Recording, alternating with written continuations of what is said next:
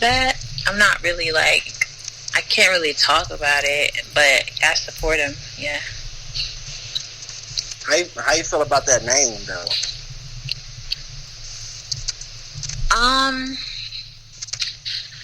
I don't really have an issue with it. It's because they're indigenous, and I mean, I guess, yeah, it's kind of derogatory, but I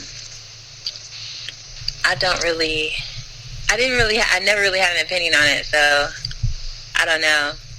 I don't really think it's a problem, honestly. I mean, if they see it as a problem, then I guess it's a problem.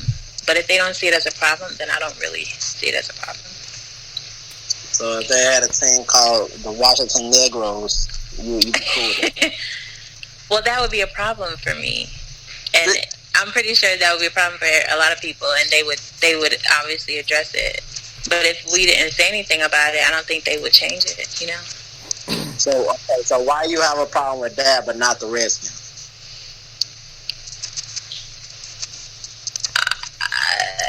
I don't know. It's not really. I don't really have like. I never really thought about it until like recently when that whole thing came out like a year or two ago, where they were thinking about changing the name, and I was like, you know what, it is kind of, you know. But I mean, I feel like it's equivalent to saying, like, you're not obviously you're not black, right? But you're technically not black, but you refer to yourself as black. Mm-hmm. So like they're not technically red, but when you think about red-skinned people, that's who you think about. So I don't, like, just like you think about like olive-skinned people who refer to olive-skinned people are referring to Italians, right? And people who are white, not technically white, but I don't know. I thought it was like one of those things. But then I was hearing a lot of people who had, like, a lot of indigenous people who had issues, and you know, they always, I guess, I don't know if they've always felt that way, or if it was just like a new thing, or because people were discussing it, and then people said, oh, you know what, that is kind of offensive. I mean, if they end up changing the name, I wouldn't really care either way. But, yeah, I never really thought of it as a big deal. If you think about it, the only way I would not have a problem with the name of the team being called the Washington Niggas is if there was a black owner, black head coach, and the players. I wouldn't have a problem with it. But you wouldn't want nobody outside of the race or the nationality, or you wouldn't really want nobody else calling you a nigga, though, right? Yeah, you got so, like, point if you heard someone say, oh, like a non-black person saying, oh yeah, how about them Washington niggas? You'll be like, wait, what? You know, so like, it's the fact that other people, I feel like having that name is giving other people the okay to say it, and it's not okay for them to say it. So if they have an issue with the Washington Redskins, then absolutely they should change that name. If it's that offensive to them, absolutely. Just like with us, we don't like other people calling us nigga that's not black. So like, no, you can't say that shit. Don't say it. You know. So it's like, it's kind of like that. But I mean, I never really, I'm not stuck on the name. You know what I'm saying? So I never really had an opinion about it. Mm-hmm. Yeah. I mean, it's just, even though it don't have this, our history of, you know, with the term nigger, mm-hmm. I mean, they have their own struggles, you know, saying right. I hate saying Caucasian because there's a whole documentary talking about that name, mm-hmm. but white people coming over, taking over their land, you know, then just giving them a fucking casino and prostitutes in Vegas. You know, it's, you know, come on now. I mean, so they had their struggle, we have our struggle. I mean, can't really compare the two. What's really going on? Like, I've never met a Native American a day in my life.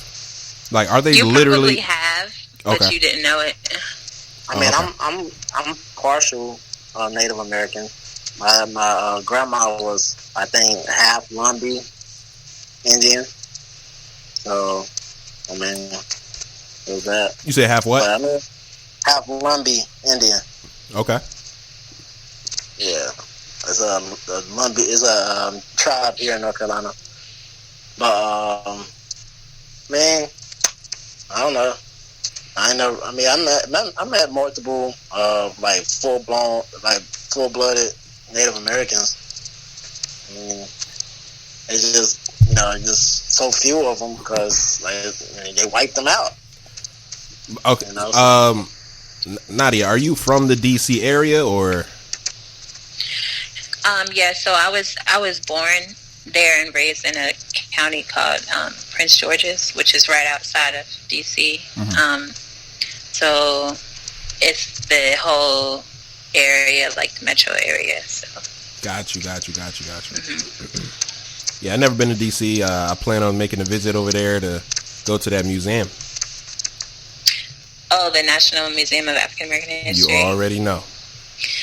I'm gonna tell you right now. If you go, you have to take at least a day to dedicate to that museum because it's huge, and you're gonna want to stop and read. And it's amazing. Everything in there is 100% real. Wow. So yeah, and then there's Emmett's casket is in the basement. Why? What are the caskets? Emmett Till's casket. Oh, okay. Yeah, they make you walk in a single file line, and they take you past the casket, and his mom is.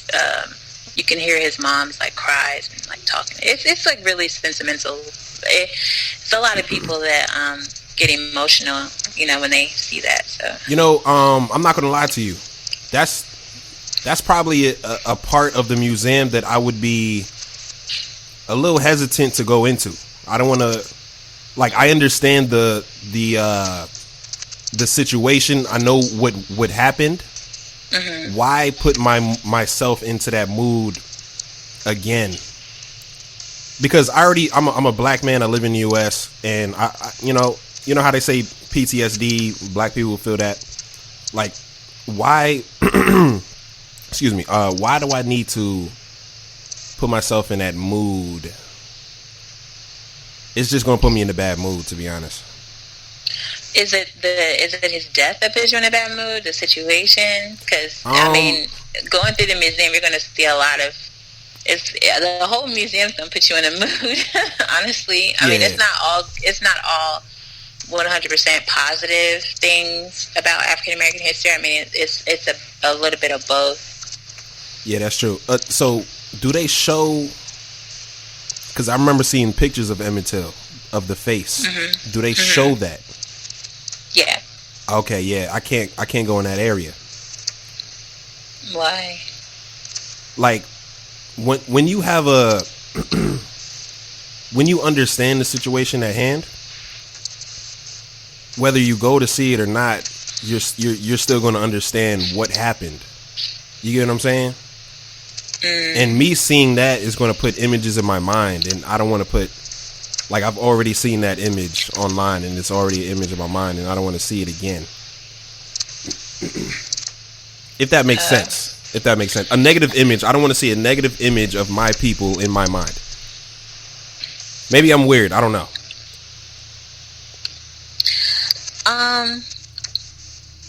No, I understand. I definitely understand. I think. Oh, go ahead. I'm sorry. No, go ahead. I was gonna say. I think I kind of get what you're saying, but I think it's definitely worth. It's definitely worth because it's his real casket. So I think that's what got me the most was because it looks. I mean, it's his real casket. Mm-hmm. I mean, it's there's nothing fabricated about it. Like it definitely looks like it's about to fall apart. But yeah, it was originally at the Smithsonian, and then I think they donated it to the museum. So you can't touch it or anything. But I mean, I think it'd be worth to see. You don't like it's a very quick process. Like it's not. I mean, you could. They don't. They don't want you taking pictures or anything like that. But I don't know. I think it'd be worth it. Oh, okay. I think it'd be worth it. Yeah. I feel that. So what parts of the museum for Kai, like people that think like Kai, would you recommend for him like them to go to? I mean, I don't really. I mean, the whole thing is interesting. Like I said, everything is real. That's in the museum. So, I mean, you just have to. I mean, you can skip certain parts, but in order to see the entire museum, you would have to take at least a day off, a whole day to see it. If you're like me and you want to read everything, But I mean, most of the stuff you're kind of gonna know what it is anyway. But it's just the fact that, it's a museum for us. And I think that the sentimental value of that, because, there's a lot of, like, the museums in North Carolina, a lot of those artifacts are fake, like the Science Museum and the History Museum and the History Social Studies Museum in Raleigh is, like, fake artifacts. So, like, when you go to a real museum with real artifacts and real history, like it's about us, and it took a long time for them to conduct it. Like it was, I think they've been trying to do this museum for like 6 or 7 years.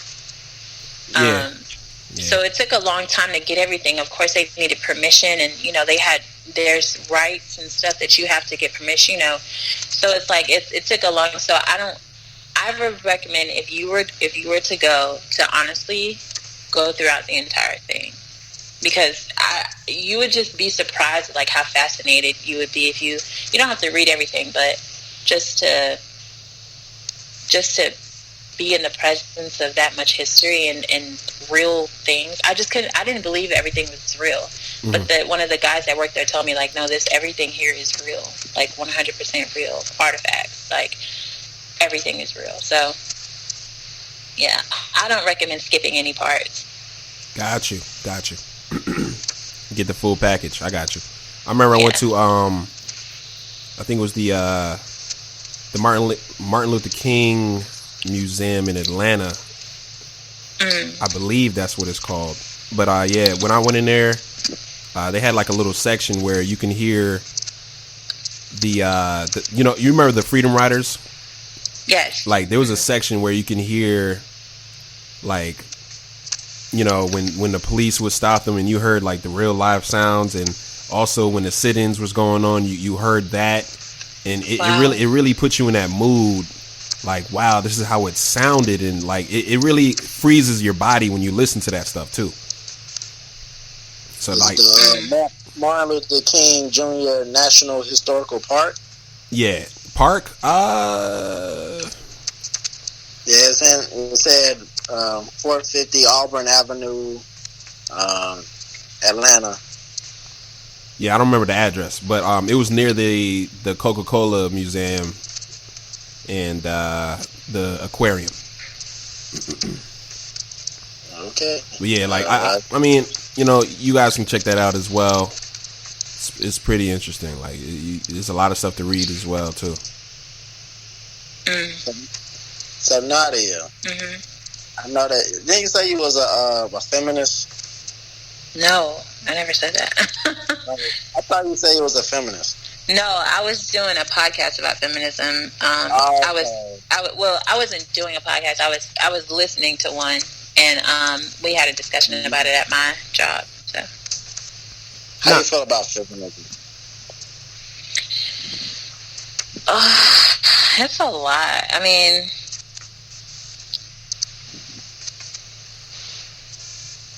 I don't really know, because there's some things I agree with, and then there's some things I mean, it's almost like, as a female, it's hard to have an opinion, because I get where they're coming from, but I don't, I get it. Like, it's women's rights and, I feel like equality of sexes, and I get it, but I think sometimes some things are a bit I guess it all depends on how you were raised, because, I think a lot of that goes into, I think feminism stems from a lot of things. Like, you could tie in toxic masculinity within feminism, and that could be some of the reasons why they are the way they are. Some people tie it into, like, gender roles. Some people don't believe in gender roles. So I think it's a lot. I don't know. I find some feminists, like, contradicting themselves a lot when they say certain things, or they feel a certain way. Like, one of the biggest things was, like, being a feminist is all about women's rights and blah blah blah, but you still want to have gender roles. And I think that I don't really know how that works. I don't really know how to feel about feminism. Like I said, I get it, but I don't want to fully 100% always understand it, because there's so many things that tie into it. True. I'll be right back in like 2 minutes. Just continue answering questions, all right? So what is it about feminism that you do agree with?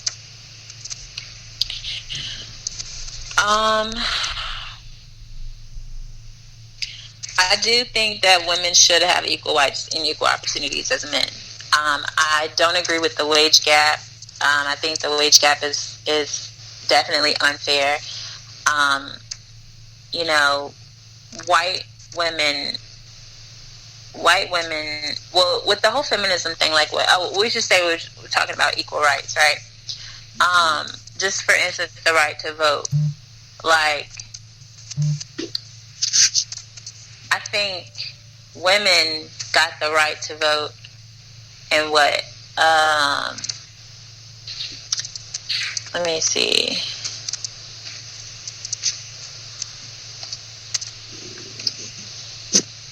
It was like, I think women got the right to vote in, like, I'm trying to think, like, was it 1920s? It was like it was the 1920s, yeah.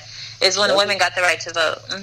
But it wasn't included. It didn't include black women, because we didn't get the right to vote until like 1950 or 60.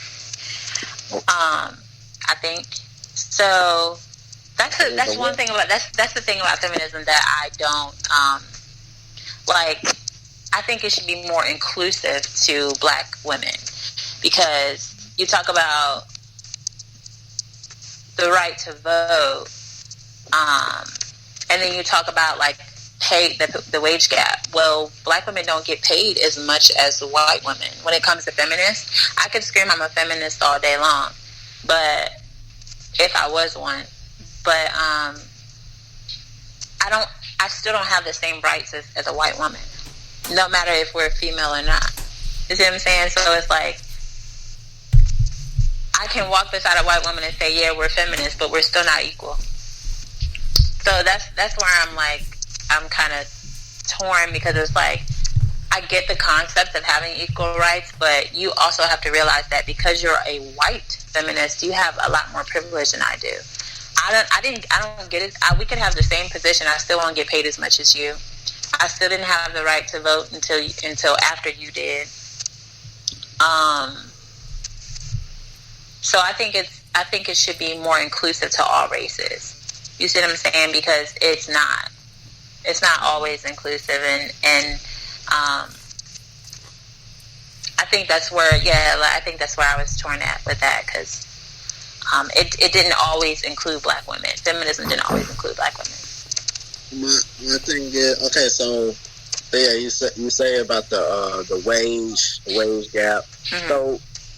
So do you feel like the jobs that women in general, and then if you want to make it as specific as black women, do you feel like the jobs that black women choose, like within the past 20 years, do you feel like majority of them don't really choose like the jobs that would really like pay?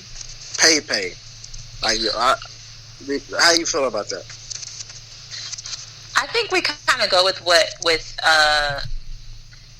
I think that's a hard question to answer, because it really depends on the situation that the black woman's in, if she has to feed her children, she's going to take whatever job she can get. And a lot of times we have to remember that not every business is diverse, and not every business is going to want to hire a black woman. So if we apply to these jobs and they don't hire us, and we keep applying to these, especially if you don't have a degree or you don't have a bachelor's or a master's or something like that, and you're just trying to, make ends meet, you're just trying to pay your bills, a lot of times you take what you can get. And sometimes that's all we can get because they don't want to give us higher positions. I'm actually on a panel at my job now where we're discussing diversity and being more inclusive in our workplace, because we don't have any black people of higher powers in our jobs. Like all the directors, all the managers, all the supervisors are white. Even though we have good quality candidates that come through, even though we have people that are qualified, it doesn't necessarily go that way. It's the way that we want it to go. So we're vouching for inclusiveness and a more diverse workplace, and kind of getting outside of those boundaries of people being uncomfortable with having different races lead. So I don't necessarily think that it's us. I think it's society. I don't think that it's, we're not applying ourselves, or we're not applying to these jobs. And, I think it's, I've applied to this job. I've tried many a times. And you know what? I'm just going to suck it up and apply here. I know 9 times out of 10 I'm going to get hired. And then it becomes a stepping stone for us. So, when you get that experience and stuff, or you get an opportunity to move up in the company, that's what you do. But I also think, on the flip side, I think that's kind of why a lot of, we're one of the highest in education at this moment as far as getting degrees and masters, because, we need, it's sad to say, but that's kind of like, what I'm trying to say is there are people, non-black people, that get positions without degrees that black people get with degrees, if that makes sense. Mm-hmm. Yeah. So, it's unfortunate, but we're doing what we have to do. But I definitely don't think that it's something that we're, settling for. But like I said, if you have kids and you're not getting a job anywhere else, and Old Navy decides to hire you, then you're gonna, you have to have some type of income. So. See, I guess I kind of looked at my mom, and I guess she's kind of like the exception to it, because she straight out of high school went to the Army. Her mom pretty much kind of pushed her in that direction. Mm-hmm. She went straight to the Army, and that would help her pay for schooling. But then, I think a couple years later, she had me on the base, Fort Campbell, Tennessee. And then, throughout the process of her getting her bachelor's and stuff like that, and then eventually getting her master's a few years ago, she had 4 kids. She was dealt with, living, in low income areas, and, dealing with this, dealing with that. And she fought through it, and the thing is, she got her master's and didn't even need it. Like, she did it just to have it, because she was already a postmaster for the post office. So it's like, I guess I was looking at her, and it's like, as a kid, I'm like, okay, so if she doing it like that, then it's like, what is it with all this, So I guess that's why I was asked. That would kind of prompted me to ask that question, because I just looked at my mom, and I guess she's like the rare exception to, the general population of black women. Mm-hmm. But I have an opinion, though. Mm-hmm. Go ahead. So, practicing, my fault, I got food in my mouth, but practicing diversity is all cool and all, but rather than doing that, I feel like make your own company, hire who you want. Because it's kind of like if you at school and somebody says, nah, you can't sit at this table, are you going to ask them like, yo, practice getting along with us? No, you're going to make your own table. You're going to go to your own table, make your own friends. Make your own company and hire the people you want. It's that simple. It's easier said than done, though. Yeah, I think so. Of course. But we got to at least put that idea out there so we can start working towards it. We can't just be like, yo, can you please hire us? We're black. Like, stop being racist over here. No, I don't really think that it's that. I think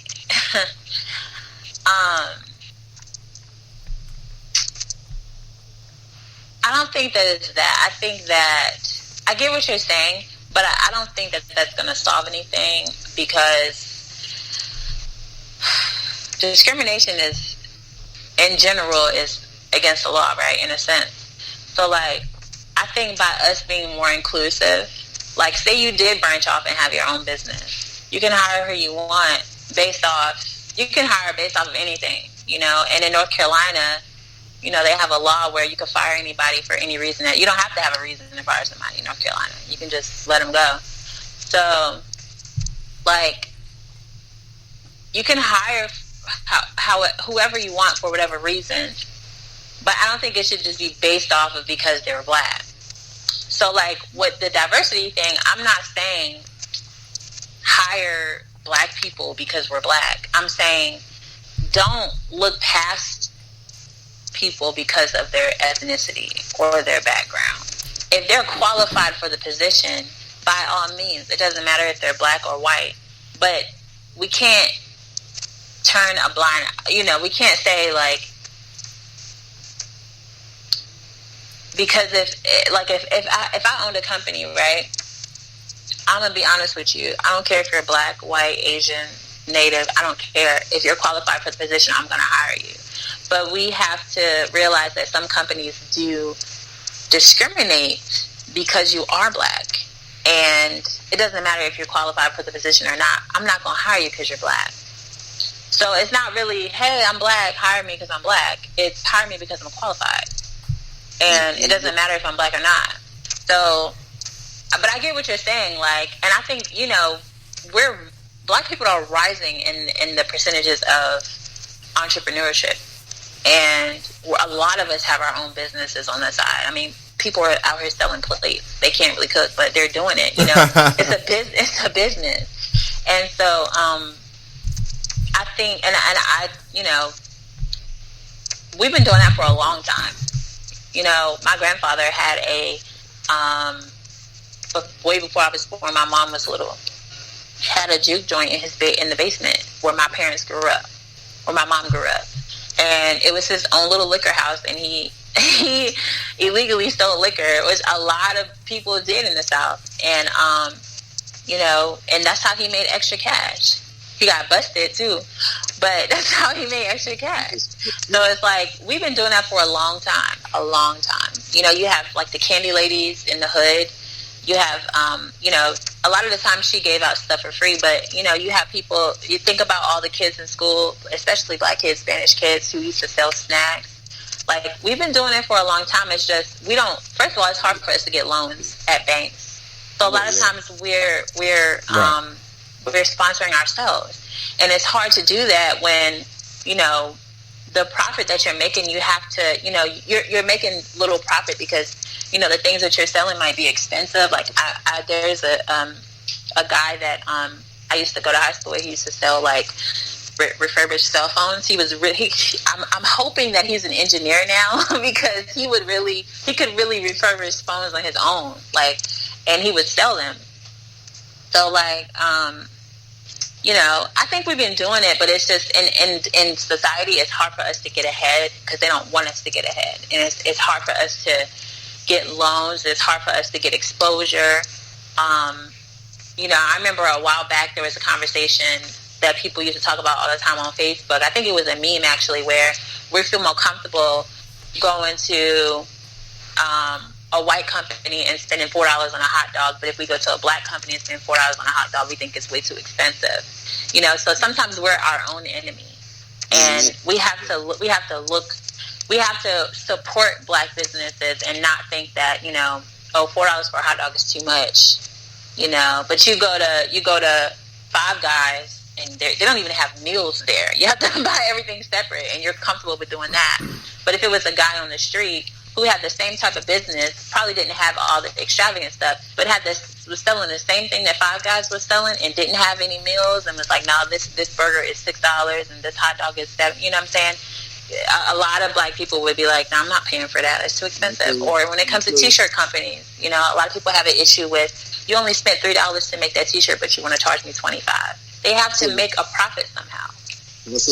And I will, you know, toot my own horn and say that I actually buy, like you just said, T-shirts and stuff.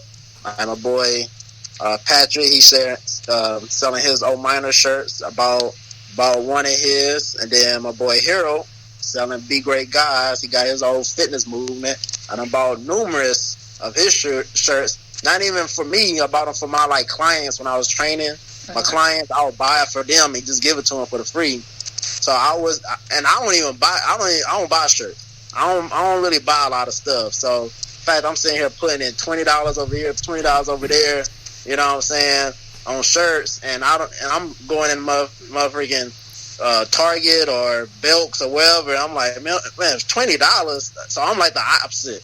Like, I'm looking at these shirts like, man, this fucking shirt. But then I look at my homies, they selling, and these actually good looking shirts though. Like, cause you know, black people got flavor. So I'm saying like, these is like good looking shirts. Like I can rock a chain with this and just go in some fucking jogging pants and be good. You know what I'm saying?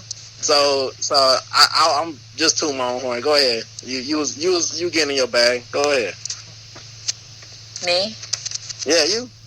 Oh, yeah. I mean, you know, not everybody thinks like you. Not everybody's going to do that. You know, it's a perfect example is like all these white designers, you know, and we spend thousands of dollars on bags and shoes from these people, and some of them don't even like us, you know. So we're putting money into their pocket when we have, like, I have a friend of the family who actually grew up with my cousin.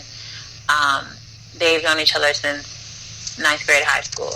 He has his own clothing company now. His name's Jazani.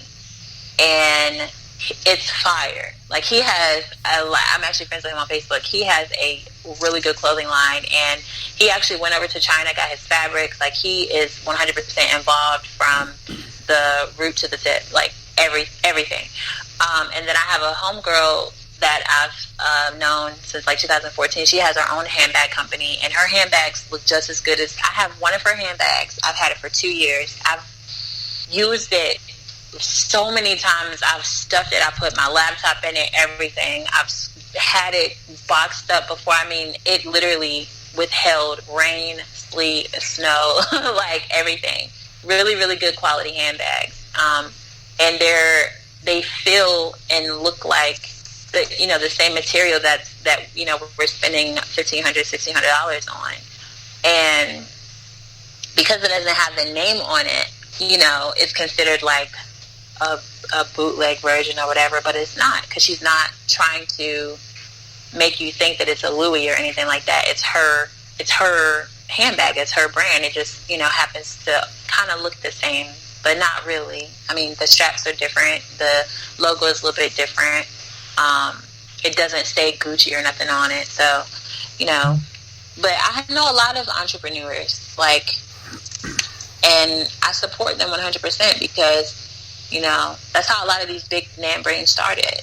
But I just wish that we didn't spend so much money on non-black businesses that don't support us. And a lot of times we don't care because it's like, oh, well, you know, what about Starbucks? And what about, you know, like all these, they start naming all these places, and I'm like, well, you could easily make your own iced coffee at home. So, I don't know. It's easier said than done because they own every fucking thing out here. Yeah. So, it's kind of hard not to do it, but like you said, the more black businesses that we have, the easier it'll be for us. There's a lot of, I think there's a black grocery store in Durham, isn't there? A black-owned grocery store in Durham? I think there's a produce store in Durham, black-owned. Okay. Yeah, I know there's a couple black grocery stores in Atlanta. I know in D.C. they have a black-owned bank, and they actually give out. There's a girl that developed a bank and actually gives out loans.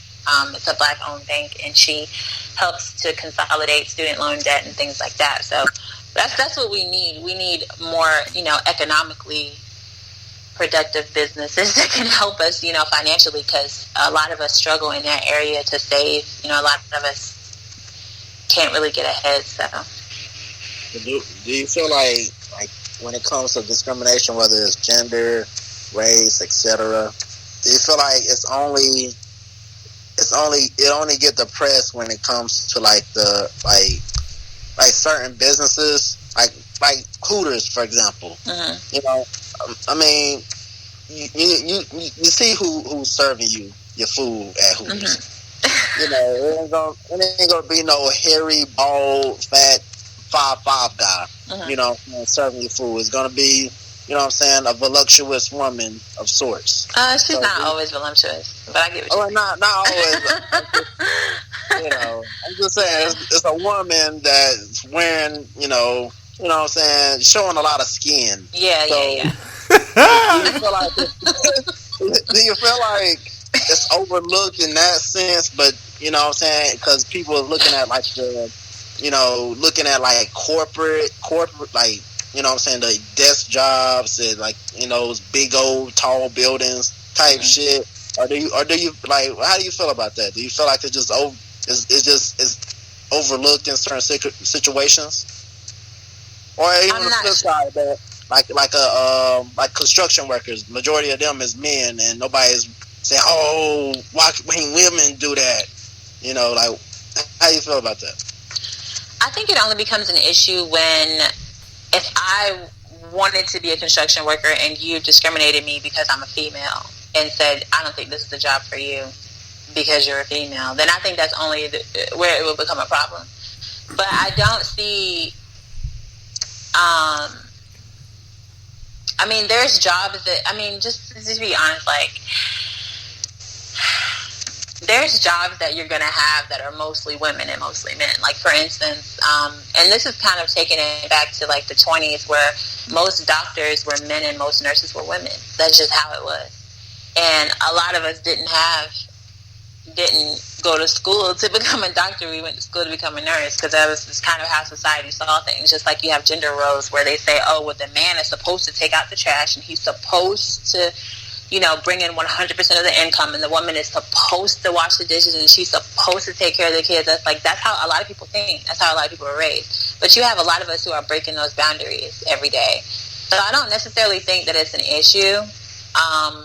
I would be definitely surprised if I came into Hooters and I saw that my waitress is a man with booty shorts on. But I wouldn't necessarily be mad about it. I think, especially in this day and age with millennials and those who come after us, we are pushing more for diversity because we're not bigots like our grandparents were. Well, not our grandparents, but their grandparents. But I think, I don't know if we'll live to see the day, but I do think that we're making some type of progress. I can't say that it's 100% because of all the brutality against our black men and women when it comes to the police force and the law, and how crooked the law is with us in court. For instance, they were about to put that little boy on trial for playing dodgeball and hitting that white boy.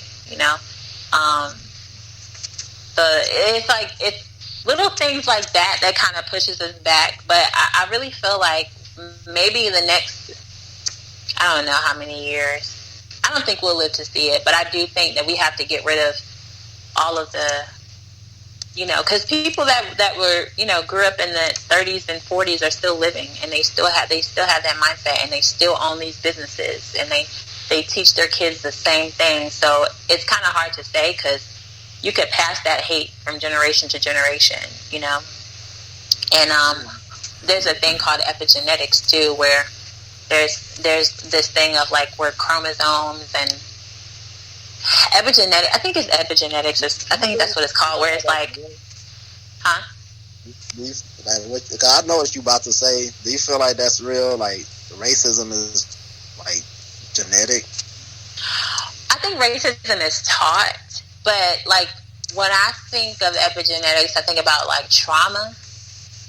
I do think about racism too, and they say, you know, it's something. They basically, it's like, what is it? Like the chromosomes are passed down to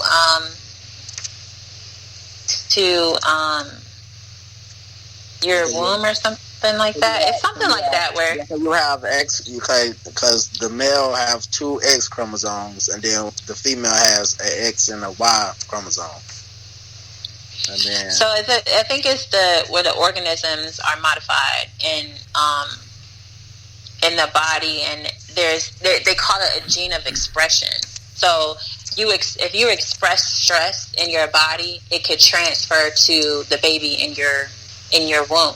And that's why a lot of people say, you know, with pregnant women, they don't want pregnant women to be stressed because it could cause complications with the baby. And when the baby's born, it could ultimately cause the baby to have like PTSD and stuff like that. I think that's what epigenetics is. It's kind of weird to talk about, but you know, you have things like that pass down to generation. You know, it's kind of hard to say where we'll be in the next 100, 200 years, but you never know. Is it kind of like how they say black people is born with bad credit? I don't know. Hey, that's a strong point right there. I don't know. Yo, cause we are born with bad credit. I'm just gonna say it right there. We are born with debt, and we need to dig ourselves out. Exactly. That's a good point. Yo, I had bad credit before I even knew what credit was. Yeah. And I was talking all that big shit about my mom and all that, but she got bad credit. My dad got bad credit. Actually, between me and my parents, I just got above them.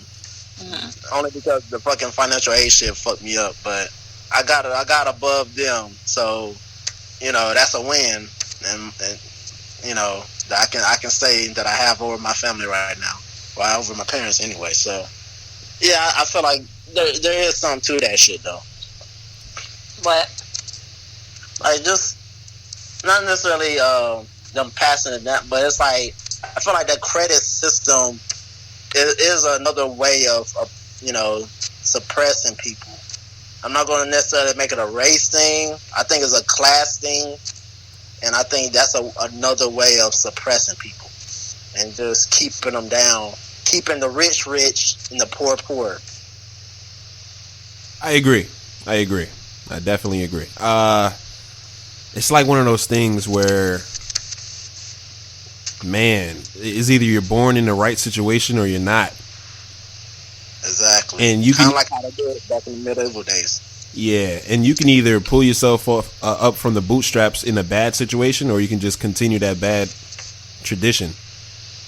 And then when you're in the good situation, you're just going to think that the good situation is regular life. Like, you're not going to think about the other people that go through that bad shit until you get older.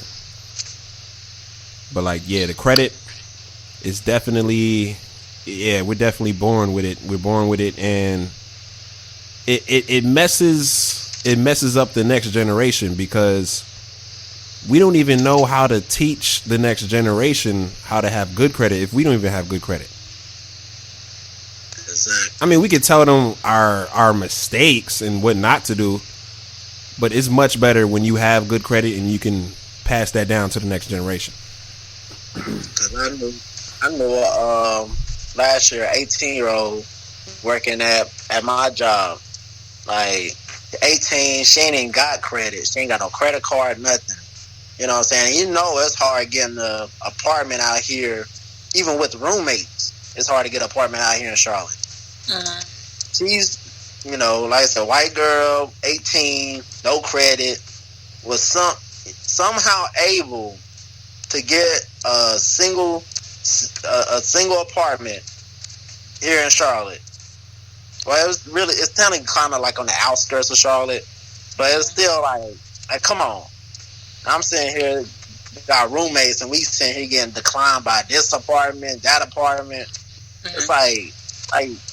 It's it got so bad to the, you know what I'm saying? And it's like, they factor in credit when it comes to looking for apartments or looking for how, if you want to buy a house, rent a house, they look at that. They look at credit. They look at that shit. Mm-hmm. And that's how you either able to get a loan or not. Cause credit. And it's like, what the fuck is credit? You know what I'm saying? Like, what is that? It's just created. It's bullshit. Yeah.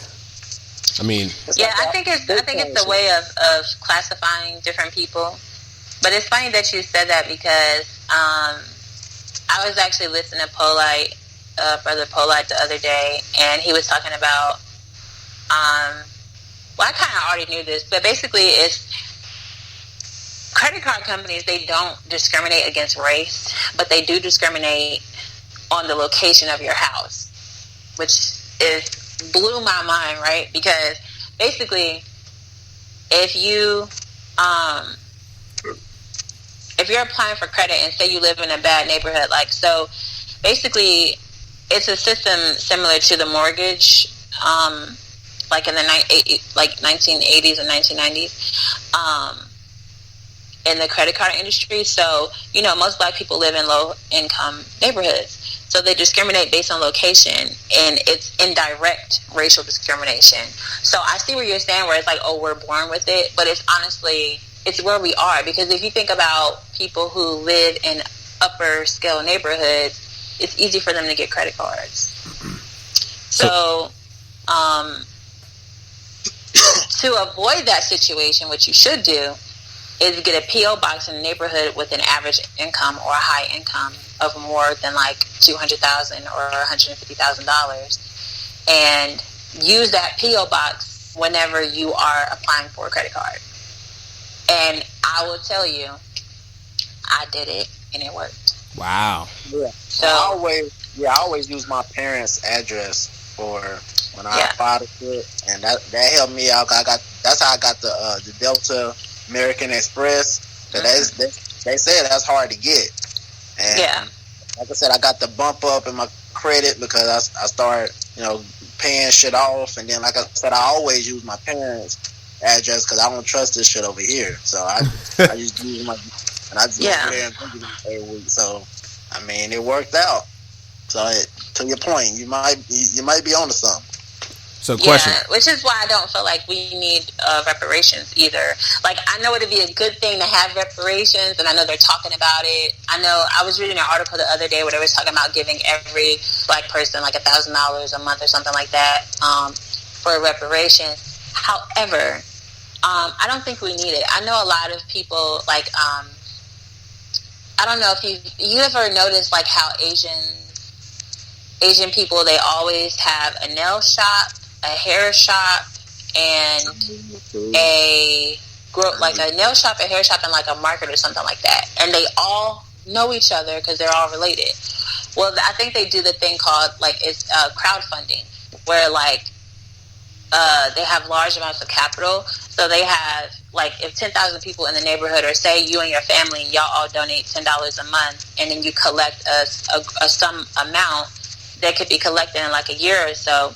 You could use that to start your businesses, and that money is revenue for each and every business that you own. But it's within your family, and so that's what the Italians do too. And I feel like if black people, that's also what the Middle Easterns do with the gas stations too. Yeah. Ah, man. No, they do, so I feel like if we spent, we spend more money than any other community. Black people, we spend a lot of money. We spend more money than anybody else, because you think about it, a lot of, I'm talking cash money, because we can't get credit, right? So we spend, even though credit is essentially cash because you have to pay that stuff back, but we have to have the money to, to actually, so when we go places, we use cash, or we use our credit, or we use our debit cards or something like that. But we spend more, if we stop buying from these white businesses, they would plummet in debt. Like, if we stopped buying from the clothing stores that we go to, especially designers, Foot Locker, all the shoe stores, not to mention Jordan. Like, if we stopped buying Jordans, nigga, Michael would be in distress, okay? There's a lot of businesses that we put money into. We put so much money into Asians' pockets. It don't even make sense. Like, hey, I go to Chinese food I go to Chinese food every just black people alone. Black people alone. Black women love to get their hair and nails done, and they go to Chinese shops to buy hair. They buy their hair from Chinese vendors. They go to, their products that they buy to do the nails. I might own my own shop, but the products that I get my nails, to do nails with comes from China. So we spend a lot of money, and I feel like we don't need reparations. We don't need help from any white person to tell us, like, okay, well, we're going to give you this amount of money for it. There's no amount of money that you can give me to alleviate the pain that my ancestors went through. I don't care how much money you give me. It's not going to ever be enough. So that's why I don't think reparations they're not useful. It'll be nice if you want to give me $1,000 a month. Cool, I'll take it. But it's not going to ever make me feel like, okay, that deed is done. Like, I don't think it's ever going to, I just think we need to spend our money a lot more wisely. And we need to stop buying unnecessary things that we don't need. And I think that'll help us in the long run. But we also need to teach our youth how to manage credit, and how to spend $1, and how to save, and how to, apply for loans, and what to do when you have good credit, and how to maintain good credit. I think those are things that they need to teach us before we are adults, because once we're adults, we are automatically put on to so many responsibilities. And once 9 times out of 10, once you fall behind on a credit card, it's hard to, get it back to where it needs to be. When your credit is plummeted and you're in the 400s or 500s or, whatever, it's hard to get that when you have more necessary bills to pay. Like, if you have kids, or if you have a car note or insurance, you're going to not pay your insurance for the month so you could put it on your credit? No. You're going to pay your insurance. I was 2,000 in the hole with the Walmart credit card. I had to pull my shit out. Yeah. So, and then not to mention, a lot of black households are co-parented. So, a lot of us are doing it alone, and raising kids alone, not essentially because you have a co-parent, but because you're in a different, household than your father or your mother or whatever. So, yeah. If you ever get a chance to read the Willie Lynch letter, he will tell you. Willie Lynch was from Virginia, and he was a slave master, and he's the one who started bullwhipping and raping. And well, he didn't really start the raping, but he was the one that he had the most strict ways of taming slaves, right? Mm-hmm. He had this plan for 400. It was a 400-year plan, which it has exceeded 400 years. He had a 400-year plan of how to tame the Negro woman and Negro man. And it had everything to do with separating us and having the man against the woman and the woman against, emasculating the black man, and plummeting and finances and economically. Like, it's crazy, but it's a lot of that, because before I came to America, it wasn't I don't know how it was over there, but it like, as far as having us succeed in America, his plan worked. But if you ever get a chance to read it, it's like a 20-page book, and it's basically his hand. It's basically what he wrote to all slave owners, and how to basically tame a slave. Do you feel like that, whatever the outline of that was, do you feel like businesses take that to just their general employees, whether they black, white, Asian, whatever? Do you feel like that's what kind of was incorporated in businesses in general to kind of tame their employees? That's a very loaded question. I don't really know. Because think about the structure of how the business is set up. You have the owner of the business. Then you have the managers, i.e. the niggas that was on the horses, managing the slaves. Then you had, you know what I'm saying, you had your team leads. You had the people who would, look after in the house slaves. And, you know what I'm saying, then you had your Uncle Toms. So that whole structure is kind of similar.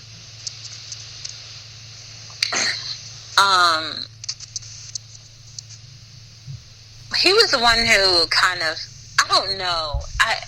Only reason why I say I don't know is because we weren't we were working as slaves. Yeah, we weren't really But indigenous servants too, like as far as we also had white people who also was quote unquote slaves, but they was more so indigenous servants / in jail, so they had to do that, to serve their sentence, in a sense. So it's kind of like the modern day jail is pretty much how the setup was as far as slavery / indigenous servants. So, and then they kind of just took that model and just made it because like at my job, like the higher ups have no fucking idea of what's going on, pertaining to the customers. They don't even the people that is higher up, they ain't higher ups as far as corporate higher ups, but they store higher ups don't even want to go to receiving to even they don't even want to go back. They don't even want to leave the office. So it's kind of but they have let's send this dude here. You know what I'm saying? We'll put that nigga on a horse. We'll put him in the fields for 12 plus hours and have him deal with the slaves. We'll have this person here. You know what I'm saying? It's kind of the same setup where it's kind of the same setup. But if you're running a business, you should know what the fuck is going on. Like if you're the manager of that store, like the head manager, you should know what the fuck is going on in that store. You should not be clueless as to what's going on. And that's kind of the same setup. The people who own those plantations, they don't know what the fuck is going on in those fields. The niggas that's on the horses, they know. They're there. They're looking at them niggas for 12 hours. They were black men on horses? No, I'm saying, I call everybody a nigga. I call everybody. I mean, Django, he was on a horse, so. he was special, though. Django was special. I call everybody a nigga because I don't believe just calling black people niggas. I'm not gonna fit us in that. I'm calling everybody who really is all men. And then I call, you know what I'm saying, I ain't even gonna go there, but yeah, I call all men really niggas. No, go there. Nah, we gonna go there. We gonna go there. Okay, I'm gonna go there because actually this has been an ongoing thing between me and Kyle on this damn podcast. Because I'll say the B word, and Kyle always check me on it, and then I always say, "Nigga, shut up." And so I don't say it. I don't say it like I try not to say it. Like I only say it in a derogatory way if I feel like it's truly deserved. I'll call a man a bitch too, but I just say it, but then he'll check me, And I mean, look. The only look. I be joking when I check you, but I feel like my overall opinion about it is that if you feel like somebody's a bitch, go ahead and call them a bitch, man or woman. A bitch is a bitch, and a woman is a woman, and a man is a man. That's just what it is. Are you saying it because it has a value to it, or are you because you said you call everybody a nigga, right? So what is your definition of a nigga? If anyone can fit into that category, then what's your definition of it? You see, nigga. I look at nigga. It's more funny to me than like the term bitch. Nigga is just like I'll call it like I'm not gonna call a woman like unless she look like a dude, and then I ain't gonna call a woman a nigga like this nigga here. Like I'm not gonna say that, but I ain't gonna say this bitch here either, unless I like I have some kind of hostility towards her, and you know like, but I ain't gonna call her that directly to her face. I'm gonna say it like, you know what I'm saying, like to me myself. Or, you know what I'm saying, the people I'm comfortable with, like Kai. I ain't going to say it, but I ain't going to say it like, oh, like I ain't going to be at work and be like, damn, this bitch here. And say that to somebody I don't really know like that, and it's a woman. And, you know what I'm saying, I ain't on that kind of shit. But, nigga, I look at that as just a funny term. It's just funny to me. I don't even look at it like that. Like, it's just, I'm just gonna call this dude that. I'm not gonna just hold it to a black person, a black male. I'm not gonna say, oh, there's nigga here, but then this white boy here. No, I'm gonna call the white boy a nigga too. Like, this nigga here, like, come on. Can he call you a nigga? See, this is my thing. Hey, no, because this is the within the black community. My belief in it is probably going to be unpopular. Okay, what is it? I would be uncomfortable slightly, only because of my upbringing. I'll be uncomfortable because I was told don't let a white boy call you, like don't let a white person call you a nigga. Mm-hmm. So if they even say nigga, I would be uncomfortable. My thing is that when, because I wasn't in that era where it actually meant something more. I'm not thinking on that wave, but that's why I'm uncomfortable, because the people that came before me was raised in that era, and they said never to let somebody call you that or even say it around you. So, but I'm never the type to just, for words, be on some, okay, he says something, and I'm gonna fucking punch his fucking lights out. I'm never that person. Even if somebody be on some your mama jokes, I'm just gonna go back on their mama. Like the dude when I worked at Planet Fitness, he didn't know my mama from a can of paint, but he wanted to do the little your mama jokes. So then I went in on his mama jokes because he was a little hairy, little Latina / white boy, and I just went in on his mama. So that's just me. I'm gonna fight words with words. I don't do the words in action unless you really on some shit where it's like, okay, I'm really trying to disrespect you. I'm gonna call you. I'm really like trying to disrespect your mama on type shit. I'm really trying to disrespect you on some type shit. Then we can go there. I'll probably be the aggressor depending on how far you go with it. So it's all kind of variables that go into it with me. But as far as just, oh, he said nigga, like, okay, he probably listen to hip hop. Like, I don't care. Like if he rapping a song and he say nigga, he slipped up. Okay, the nigga tripping. Like I ain't, or she tripping. I don't care. I don't really care. That's just my opinion. How you feel about it? I don't want anyone that is not black calling me a nigga. Cause you cool with Redskins. I mean, I'm not indigenous, so I don't really know how to feel about that. Just like I can't expect a white person to know how I feel about not being called a nigga. I'm not indigenous, so I don't know how to feel about that. I know how I feel about nigga because it was a derogatory term used to insult our ancestors. So when it comes to being called like somebody, I would never look at a Native American and call them a redskin. I would never do that. But or what is it, Indian giver or some shit like that. Like, I would never do that. So it's derogatory to them.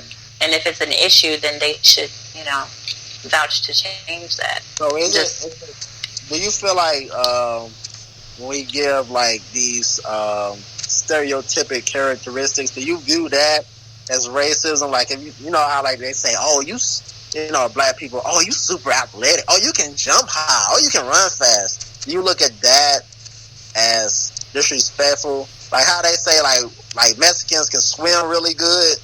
Like, do you look at stuff like that like as disrespectful, or how you view that, like the stereotypical stuff? If you're talented, you're talented. I don't really see. I think if they're using it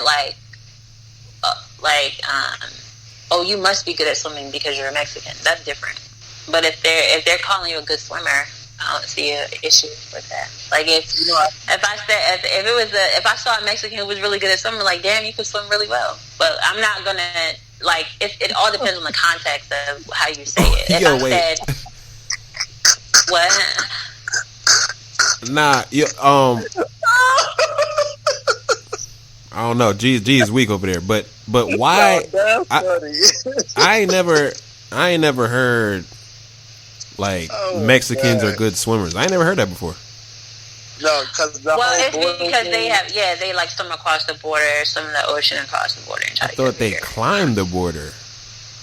And there's more than one border. So. They ain't built the wall yet. There's more than one border to get to America. You could get through it by land or ocean. So that's why I don't understand the wall, because you don't have to necessarily get over that wall. You can go. There's other ways to get to America, and there's other ways to get to America than Arizona. Like I just don't. It doesn't make sense to me. Putting a wall up in Arizona is not how. Okay, they could swim to Florida. They can swim to Louisiana. They can swim to any. They can swim to any state. They could travel to any state that is connected to the ocean. Do you feel like that wall was just a distraction for something else? Distraction for what? Like in politician terms, like as far as his vendetta, like whatever the vendetta is, and because I ain't the most political person ever, but do you feel like that was just a distraction? Because I mean, like you said, they can easily go around the wall. Like building a $1 billion wall is not on land. On land, yeah, it's not going to stop. Yeah. So, do you feel like that's a distraction from something else, or do you feel like that was like a legit plan? I think it's legit. I think Trump is legitimately afraid of foreigners. I don't know how. I don't even know if it's going to be done with his term. I really don't think that it's going to be done, because I feel like I have a strong feeling that our next president is going to be Democratic, and it's probably not going to continue to happen. Yeah. But I don't think that it's going to happen within the terms of Trump being president. So I honestly don't think it's going to happen. But I don't know. I mean, he has so many vendettas. They could all. That's not even the only one that he has, so I can't really. I mean, I'm really tired of. I'm tired of seeing his face. I'm tired of hearing his name. You know what's crazy? I'm over it. There's a state in the United States called New Mexico. That's like that's a slight at Mexico, if you think about it. How so? Like, why would you name a state within the United States New Mexico? I mean, just like New England Patriots. Boston is New England. I mean, it's kind of like the same thing. Is there I mean, It's a slight.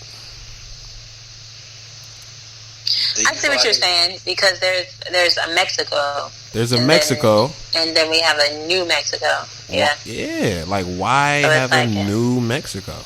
Do you think they just ran out of names for states? I think they just ran out of names for states, honestly. And they just ran out of states. I mean, names. Like North Carolina, South Carolina. North Dakota, South Dakota. New York City, and New York. It just, like, I don't know. I just feel like they just ran out of names. Yo, I want to switch it up. I want to talk about something called spousal support. So we gonna switch it up? We gonna switch it up like that? I mean, we can stay on it. Like, what y'all got some more on it? Go ahead. Whatever. I want to talk about something called spousal support. Mm-hmm. Now, I understand child support. That makes sense, right? Mm-hmm. But I believe that spousal support makes 0 sense. Why? Because you as a human should always have a way of making money yourself. Don't rely on the next human. Like, there's a case that went on where Jennifer Hudson's ex-husband was asking for spousal support. Mm-hmm. And I feel like that's weak. Man or woman, you're weak if you're asking your ex for money every month because y'all divorced. And that's what happened with Wendy Williams' husband, right? Also, right? And he was also her manager as well. Yeah. I just want to say that spousal support is weak.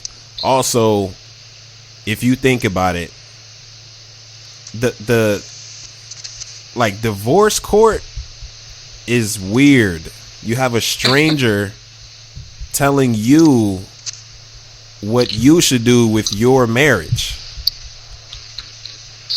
Well, you went to divorce court, so you're kind of looking for someone to tell you. But look, why you kind of wait? Don't you have to go to divorce court to officially be divorced? No. Okay, so that's just to see how the money is gonna get dished out, type shit. It goes through the courts, but you don't necessarily have to. Like, if you're lawyered up, you don't have to. Your lawyer can go for you. Like, you don't necessarily have to go, but it is a contract within the state that you're in. So you gotta. If it's a breach, it's a breach of contract, basically. So exactly. It is law that it has to be legally. That's my problem with marriage. Period. That's my problem with marriage. Period. It's just too. It's too much like a business than it is like some kind of romantic. Too much. Like, if that's the case, I'm going to marry. Like, say I open up a business and I have a co-CEO with a lady. We're going to get married on some business shit. We're not going to be in love and none of that. We're going to get married on some business shit because it may work with I don't know how the money can get shifted over. I don't know. Like, like somebody out there probably is doing that right now. They're getting married based off of just strictly business, nothing to do with love. Yeah, I feel like that's what's why the divorce rate is so high. Well, I feel like there's multiple reasons why the divorce rate is high, but I mean, that's one. The fact that it's more business.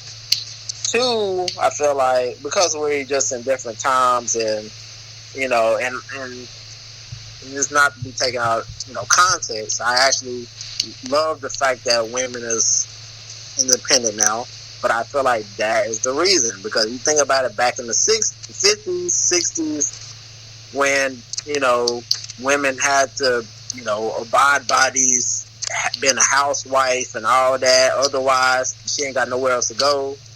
Yeah, she had to kind of stay in that marriage and endure the husband cheating, endure the mental and physical abuse, because that's what niggas was doing back then and still doing.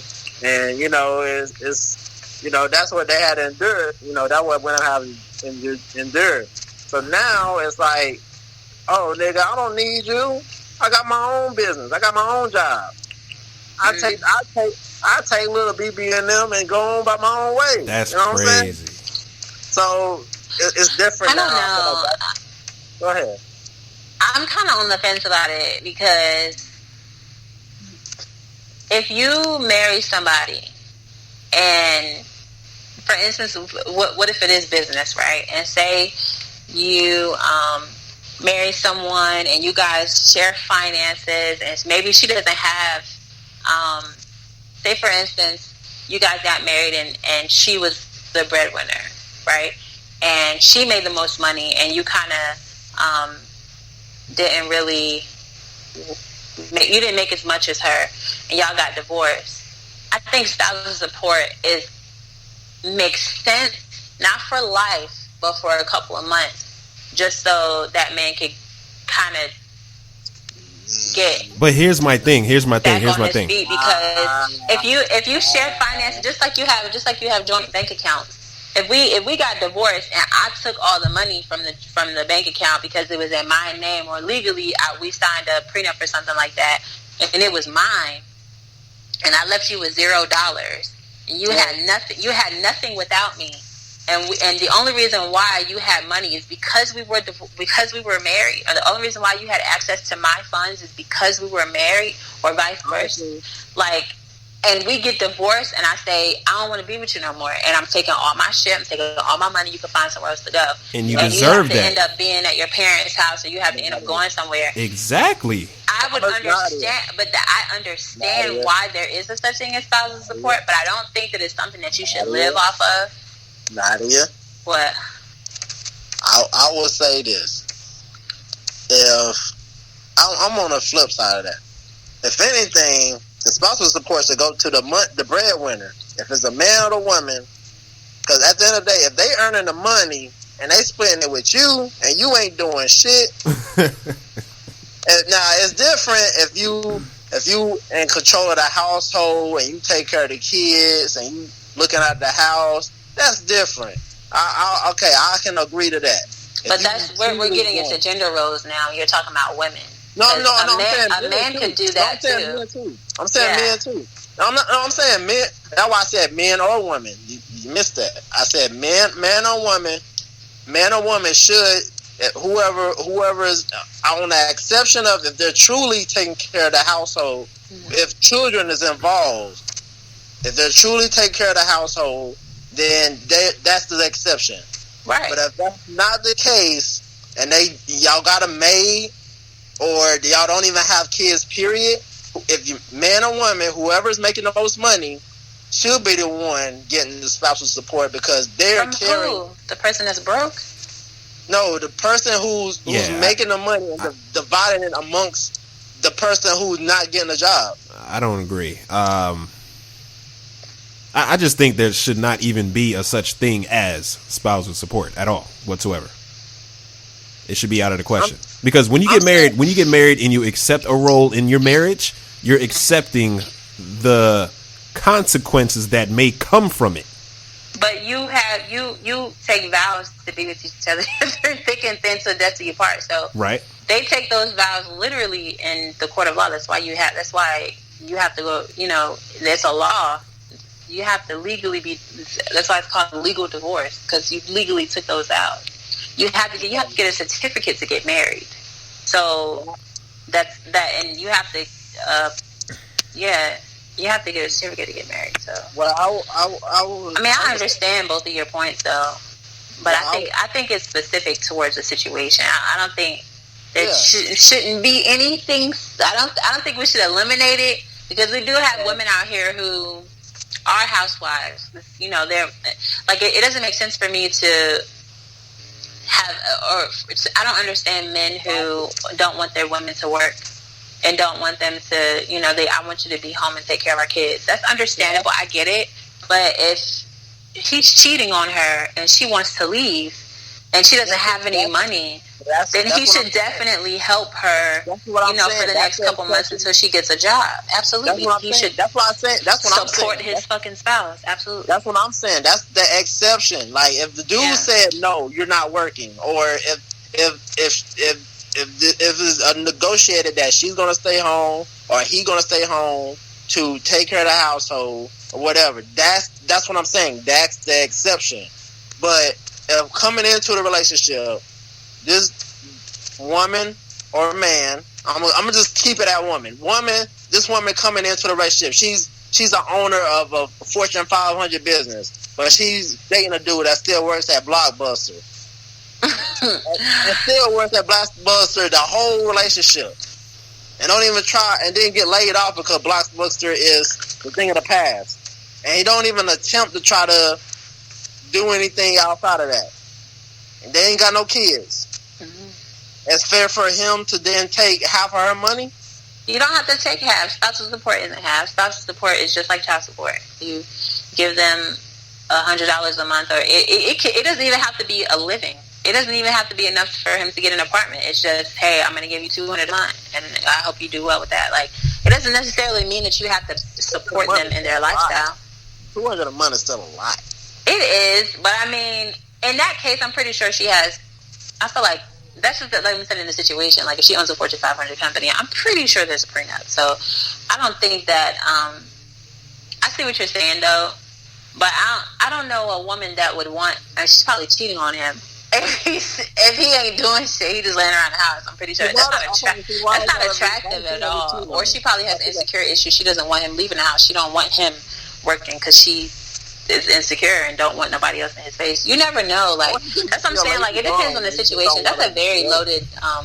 That's loaded though, because it could be a lot of different reasons as to why somebody would need spousal support. But it has to be foreseen in the court of law. So, like, if the judge is like, nah, like, you don't have no job, you've been together for 10 years, y'all not doing, you know what I'm saying? Like, you ain't worked in 10 years and da-da-da. Like, the judge doesn't have to give him anything. So, if he has been sitting on his ass for the next 10 years, he could be like, you're not getting shit because you haven't attempted to even have a job. Spousal support is literally support. Like, we're divorced. I don't have any money because I've been taking care of raising your kids. So I need $1,000 a month so I can give me an apartment or something and help to pay my car note for the next 6 months until I get a job. So, like, spousal support isn't like child support was for the next 18 years or so of their life. It's just like help me get back on my feet. You know? So you mean to tell me, I've been, say, okay, let's start an example right there. I've been living with my parents from birth to 18 years old, and now it's time for me to move out the crib. Mm-hmm. I've never had a job. They took care of me. They had money. They were good folks, right? Mm-hmm. I'm 18. I turned 19. So I can take my parents to court because I've never held a job, and I need a place to stay if they're kicking me out. Technically, you can't. Oh, I'm sorry. Go ahead. Oh no, I was saying that there's actually a dude that actually sued his parents for. Yeah, I know. I saw that dumbass shit. See, it's dumb. Wait. It's dumb on that situation, but it's not dumb with spousal support. I don't get it. I'm going to tell you why. I don't get it. Why? Because I'm going to just say this. You could, if your parent, first of all, if you're paying rent, you can take your parents to court because they have to give you a certain amount of notice depending on what state you live in. You could be like, look, you ain't telling me you're just going to try to kick me out. You can take your parents to court for that because literally it's illegal. But I feel like legally as an adult, your parents do not have to house you anymore. Correct. Just like in a I mean, they don't really have to do it anyway. They could give you to the state, But when it comes to two adults who were married, it's different because you have a contract, a marriage contract with your state. Your parents don't have a contract with you saying you got to take care of me, and if you don't, I'm gonna sue you. But you have a contract in marriage where you change your last name, you guys have bills in each other's name, like you guys have, responsibilities. Even if he doesn't work and he doesn't have a bill in his name or she doesn't have a bill in her name or nothing, you still have that contract of marriage and say we are together. And in a state of law, that means financially too. So when it comes to your parents, your parents don't there's no contract to say, look, I'm your mom. Nah, there is a contract. That birth certificate. That birth certificate is a contract. When you do your taxes, but you can get that. It's not a contract. That's not a contract. But look. That's simply saying I'm your parent. Like, that's simply saying I birthed you. Exactly, and I have a responsibility to take care of you. Give birth to you and give you up. She doesn't have to keep you if she doesn't want to.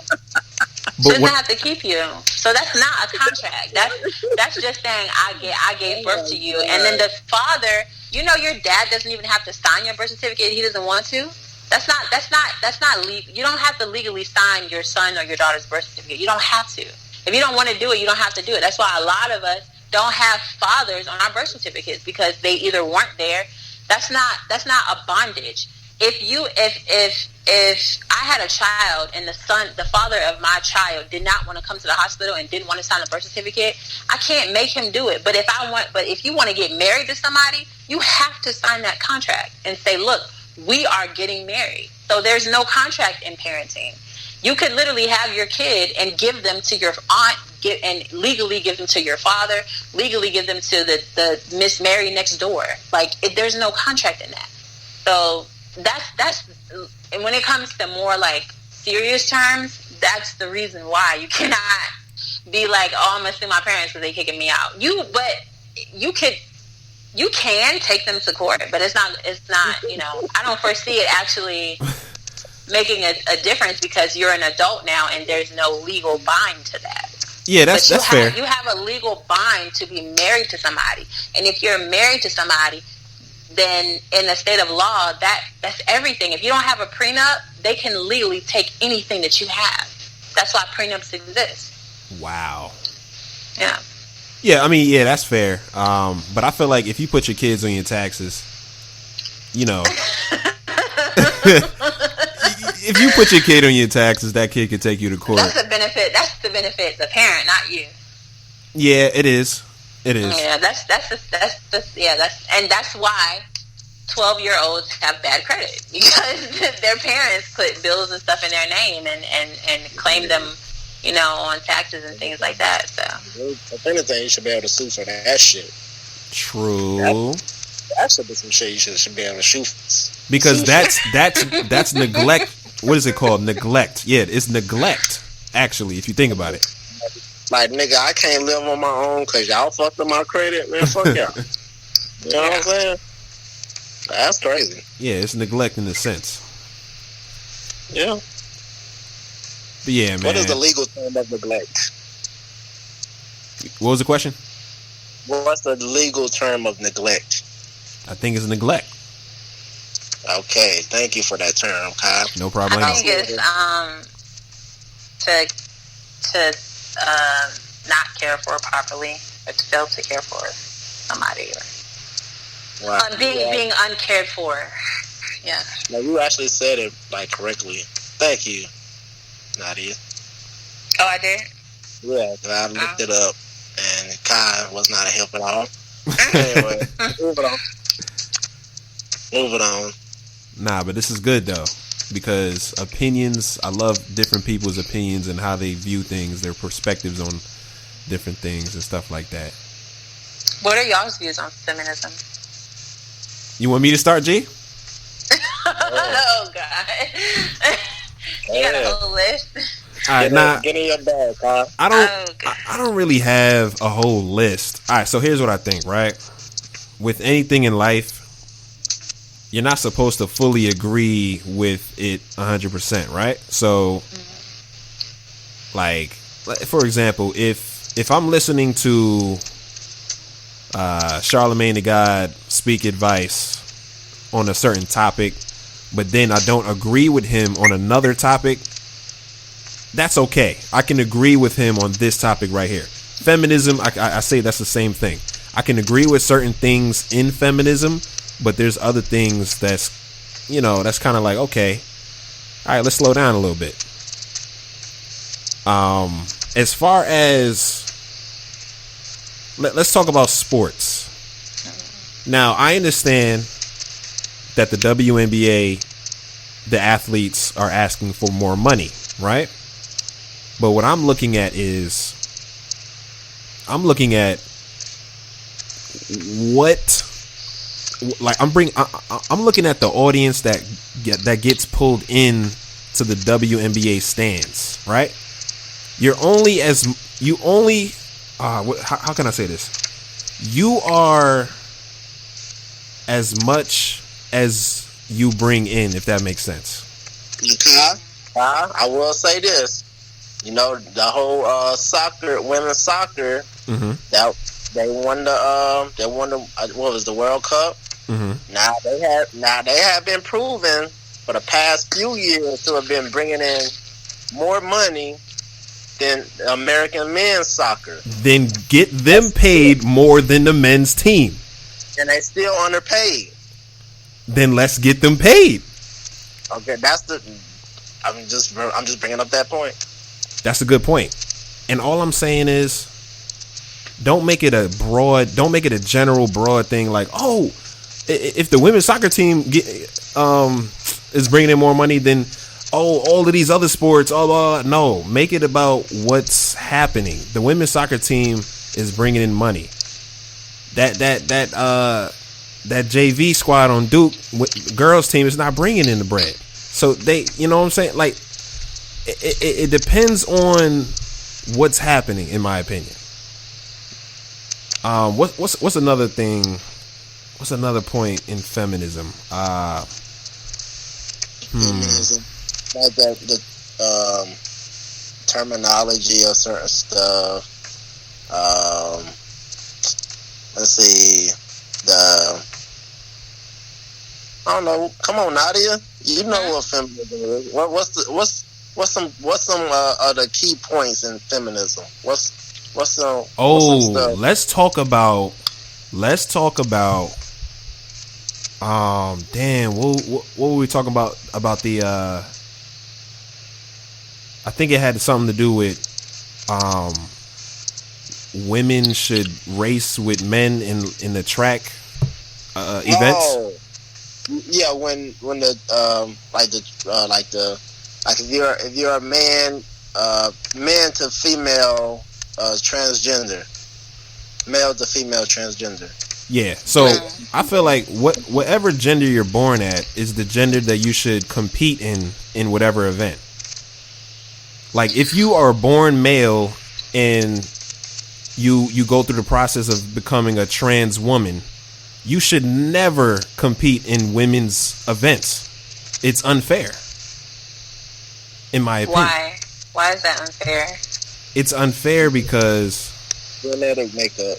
The genetic makeup of a man's body allows them. And this may sound sexist, but it's true. The genetic makeup of a man's body allows the man to be faster than the woman. There are women that are faster than men, yes, but if we're talking generally speaking, if you took all men and all women and gave them a relay race, who's coming in first? Yeah, if you take the fastest man compared to the fastest woman, it's just facts. It's not even sexist. It's facts. So if you're a trans woman, you cannot compete in women events. You just can't. I don't necessarily think that that's true because most recently, I don't know what her name was, but she was named the fastest person on the world. I think she beat Bolt, right? Yo, if a woman beat Bolt, I want her autograph today. She was a track star, right? She was the fastest, right? Okay, no, yeah, okay. So she probably talking about the woman that broke the college record in the 200. No, she didn't. She's not faster than the fastest collegiate male. She's the fastest woman. Oh, she's the fastest woman. Okay. She faster than a lot of high school niggas, but she ain't faster than college niggas.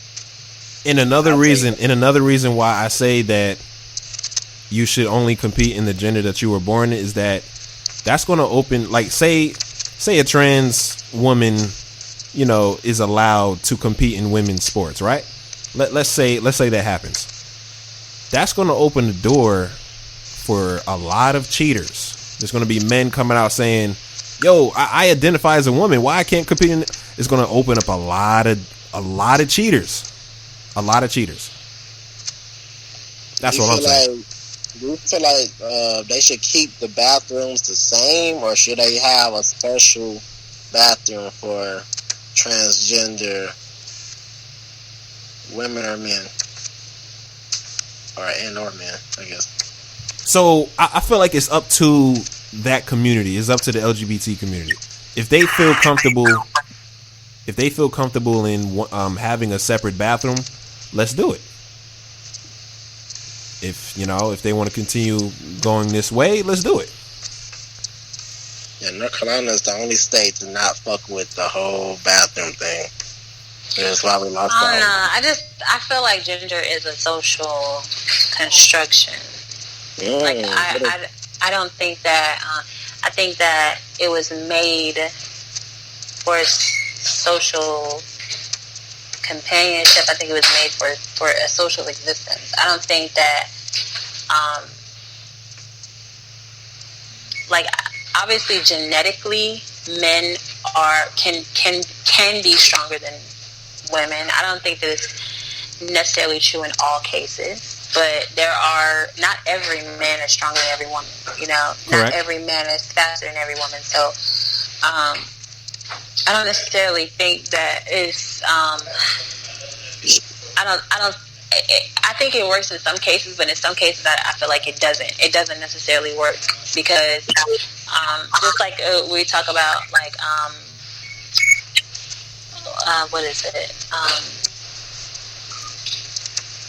I just had it in my head. But anyway, I'm gonna say that. Yeah, I think it's a social construction. So, and I think that a lot of people take gender way too seriously.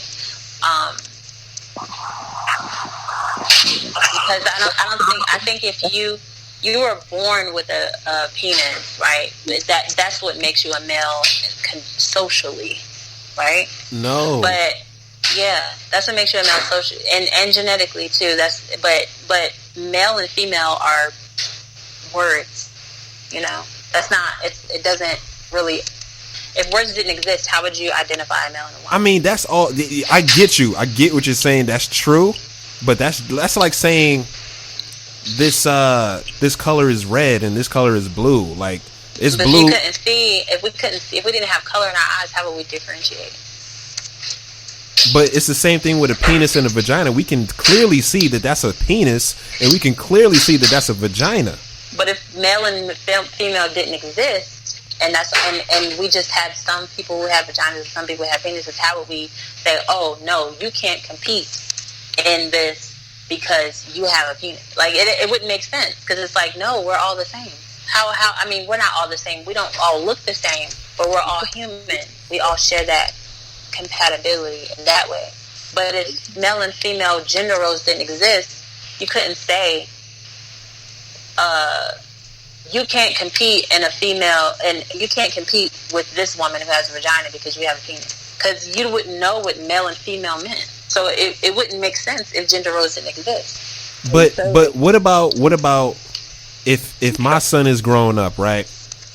And he tells me, Dad, I want to have kids one day. I want to go through the whole pregnancy process, 9 months, go to the hospital and deliver this baby. I'm like, wait, son, you're a boy. You don't have a uterus. Right. Right. You don't have that. That's what women have. So we have to name it in order for us to understand. You get what I'm saying? I don't think so, because I see what you're saying, but that's only in the context of dialogue when we're speaking. But if physically you found out that,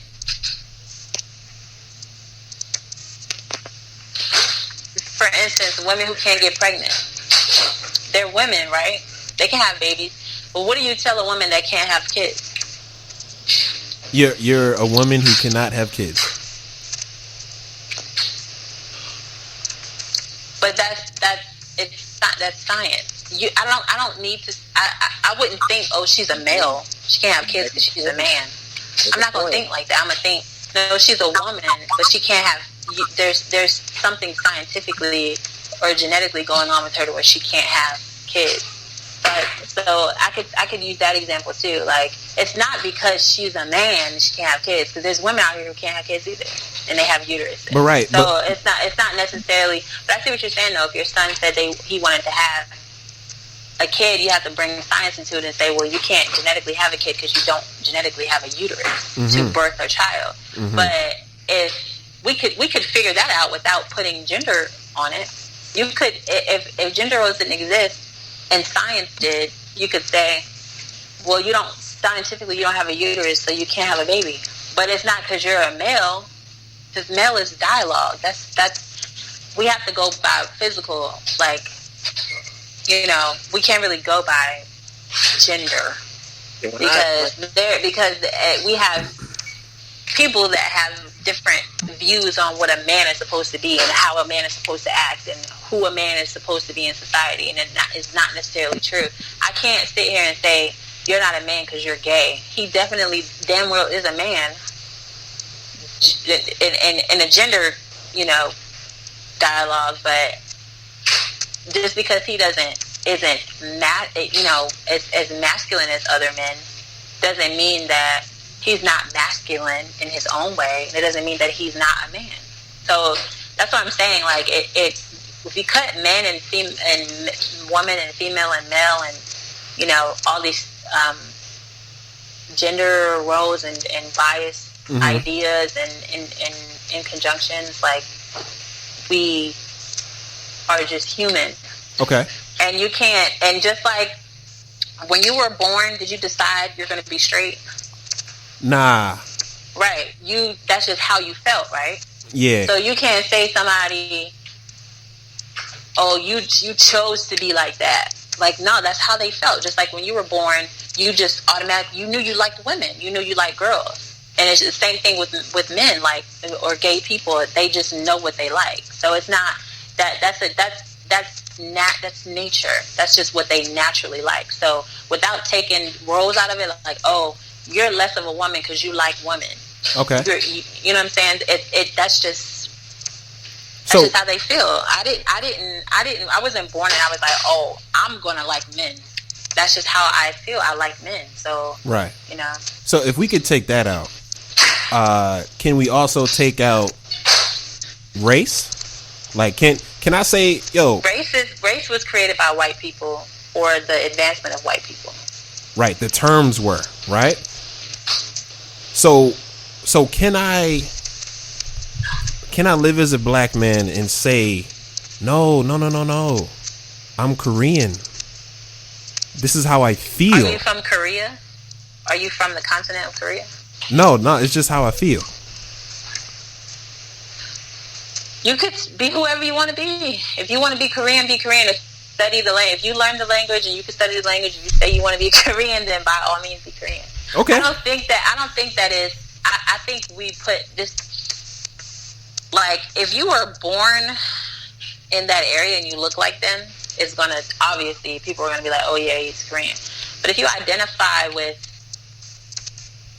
I think you can identify without appropriating. As long as you don't appropriate a culture and use that culture for your advancement, then I think it's okay. When it comes to the white lady, yeah, what's her name? Sarah? Is it I don't know. I understand how she feels.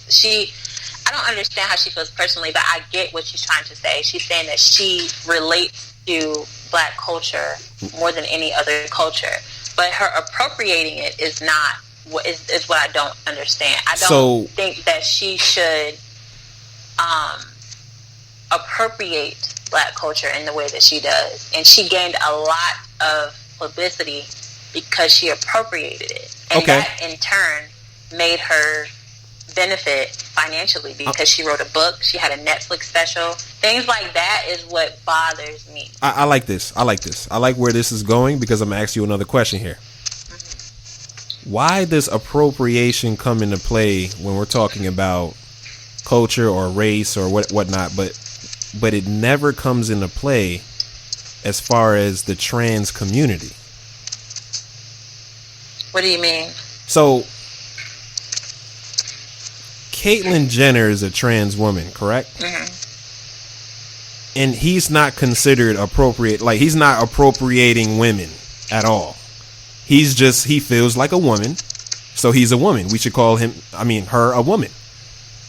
But when Rachel Dolezal, I forget how you pronounce that, when she feels more in touch with the black culture, why do we say that that's appropriating? Why does that term come to play in the sense of race, but not in the sense of gender? Because we don't own gender. Appropriation is the use without one's permission. So, I'm black. I'm black, and there's something, and I say it belongs to me. It's something that we created. Say, for instance, like when it comes to a lot of traditional things in Africa that we created. We created the Greek, quote unquote, Greek alphabet. It was actually stolen from the Greeks. It was actually Egyptian. So that is ours. So the Greeks appropriated our culture and used it for their benefit, right? When it comes to gender roles, like I said, gender wouldn't exist if it wasn't for the dialogue of being a woman or a man. So for someone to identify and say, I'm going to put on nail polish and I'm going to wear a wig and I'm going to put on heels. I don't own none of that shit. I don't own wigs. I didn't create, you know what I'm saying? Those things don't belong to me. When you genetically modify yourself, you are still a man. You still don't have a uterus. You cannot put a uterus in a man because he doesn't have anywhere to fucking put it. So it's not necessarily appropriating, but if you're using it for your benefit, like a gay person, I can't say a gay person is benefiting from being a woman. He was already famous before all this happened. It gained a lot of publicity because he publicly did a transition. So everybody knew about it. But he's the Kardashian clan. He's not a Kardashian, but he was in that group. So he already got a lot of publicity. So I can't really, but if he didn't use it, like, he doesn't own, I don't own my gender. I can't say, you can't be a man, and you can't be a woman, because I'm a woman. I own this shit. It's mine, and you don't have permission to be a woman. I can't say that. But if there's a culture that was created by us that we own, say for instance, like I said, the Greek alphabet, we created that with the symbols. We created that, and they stole that from us. That is appropriation, and they're using it for their benefit. And then on top of that, they will argue you from head to toe and tell you that they're the ones who created it. So women did not create wigs, weave, makeup, nails, or they didn't create that at all? I'm pretty sure there are some women who created the colors. I'm pretty sure. What's her name? There's inventors of anything. You can invent anything. There were males. I don't know if you remember this, but back in, like George Washington wore wigs. The first president wore a white wig. True. So it doesn't. Wigs weren't necessarily made for women. They were just. It's a costume. It's nail polish. I don't think necessarily. I think, like I said, when we place a gender on it, that's what makes it. It's like, you're not supposed to wear nail polish because you're a man. It wasn't made. It wasn't necessarily. That's putting a gender on it. You see what I'm saying? Like it's a materialistic thing that we put genders on. It's unnormal for a lot of men to see other men wearing purses, because we generalize that to only specifically benefit for women. But we have fanny packs, we have man bags. The man bag is pretty popular now. It's just like a purse. If I put it on my shoulder, it's going to look like a purse, but you put it across your body. So it doesn't, it doesn't make sense, because we're putting a label on it and saying it's only specifically for women. I get what you're saying. I'm trying to look up the name of that lady who made beauty products way, way, way back. And damn, man, as a black woman, she created a whole line of cosmetics, beauty products, and stuff like that. Oh, I know who you're talking about. Chanel? Huh? Is it Chanel? No, Chanel was white. Yeah, it was a black lady from way back. You said black. Oh, you said black. I just heard Diddy plotted. Yeah.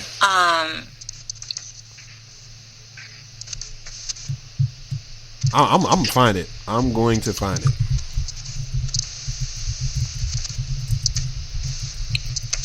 Okay. But yeah. I get what you're saying though. And it's funny. Have you seen the documentary of Rachel Dolezal? I have. I watched it twice. Yeah, it opened my eyes up. It opened my eyes up a little. Yeah. What did you learn watching it twice? It's not necessary. Oh, my bad. I didn't watch it twice. You actually heard the question. Go ahead. And the lady you're talking about is Madam C.J. Walker. Yes. Yeah. I knew her name was like at the tip of my tongue. But yeah, she created a lot of hair care and cosmetics. And I think she created the hot comb as well. But yeah, Rachel Dolezal,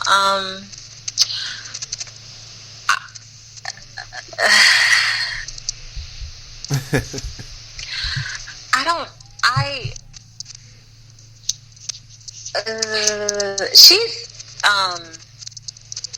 I get her stance, but I don't get her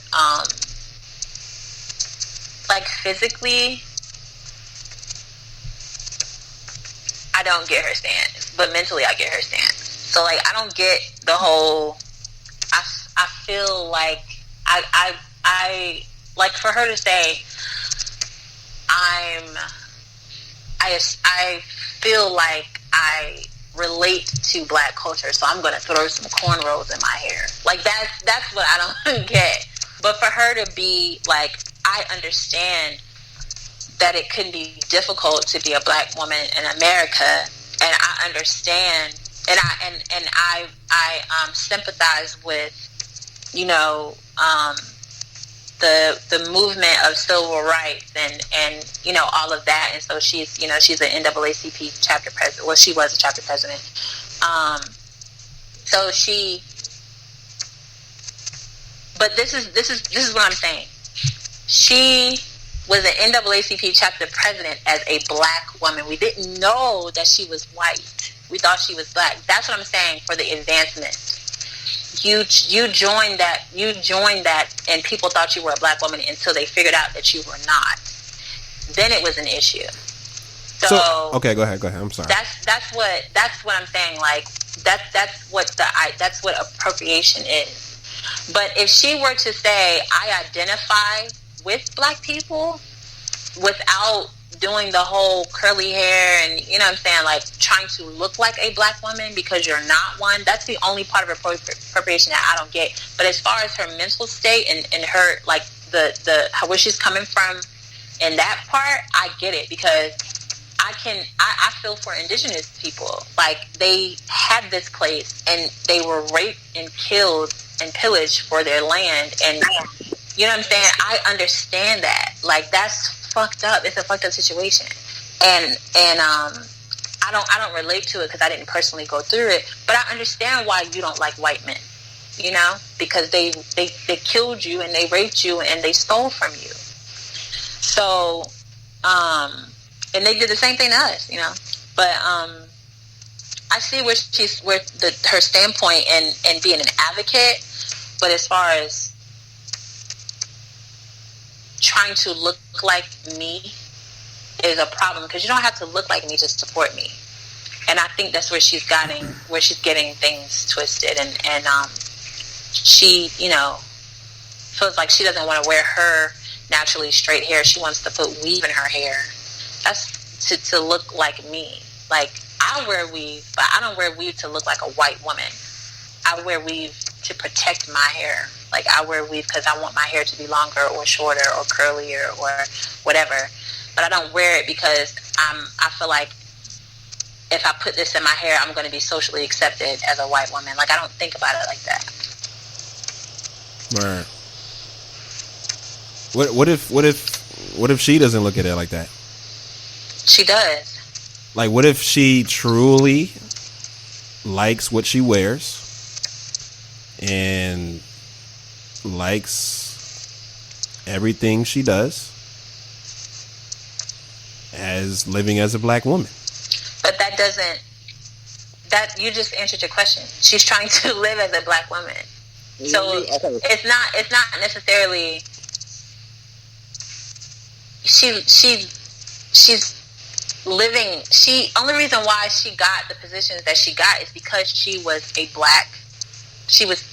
identifying as a black woman. Just like if I went on a job and I was a light-skinned woman who could pass for white, and I straightened my hair, put blonde extensions in, and I identified as a white woman, and I only got that position because I was on the WAACP. I mean, the NAAWP. You know what I'm saying? Like, for white people. Mm-hmm. Like, and it was only for white people. And I'm on a white person's committee because I'm passing to be white. That's appropriate. Well, there's no way to appropriate white culture because there's no such thing as white culture. But if I were to flip it, then yeah, it's like I'm identifying as something that I'm not to get ahead. And you can really only appropriate with minorities, but that's what she's doing. Like, and that's why she got fired, because she wasn't black. She was white. And so you're using it for your advancement. If you put a weave in your hair, what do you do it for? She answered. Go ahead. I didn't catch it because I just been out of the whole conversation for the past hour or so. It's been a back and forth. But go ahead. Nah, my hair is really long. It goes down it's almost to it's like the middle of my back. So I wear it to wear different hairstyles. I'm not gonna, because I am black, my hair is curly. I don't want to put a lot of heat on my hair if I want to straighten it, if I want to wear body wave instead of my natural wave, if I want to put it up in a bun and stretch it a little bit. I'm putting a lot of manipulation on my hair, and eventually it could cause that to fall out because my hair is super curly. And there's such thing as porosity levels, and you have the 4A, 3A, 3B, 3C, whatever. So there's different textures of hair that can take but so much. And so with my hair texture, it's more of a looser curl, and it's very thick and it's very long, and sometimes I don't feel like doing it all the time. So if I want to put extensions in my hair to braid my hair up a little bit and leave it alone and not manipulate it, that's a way of retaining length for me. And that's one of the reasons why my hair flourished and got thicker and longer, because I stopped putting so much heat on it and so much chemicals. I've been natural for almost 10 years now, and my hair is 100% natural. And by me going natural, my hair is 100% healthier. We don't need to put all that stuff in our hair. Now, if you want to wear extensions, if you want 30 inches, if you want to wear, dyeing your hair is not always good for your hair either. So if you want to wear pink hair, don't dye your hair pink, just buy pink extensions. And I don't see nothing wrong with white women wearing extensions. I don't see anything wrong with it. Like, if you want to put an extra 3 inches of blonde in your hair, go ahead. It doesn't belong to us, So it's Kim Kardashian wears it all the time. And some of her hairstyles look really, she basically only wears her hair straight, but sometimes she wants to wear 40-inch weave, But Kim is not white, though. But I'm not talking about white or black. I'm just saying women in general. If you want to wear extensions, wear extensions.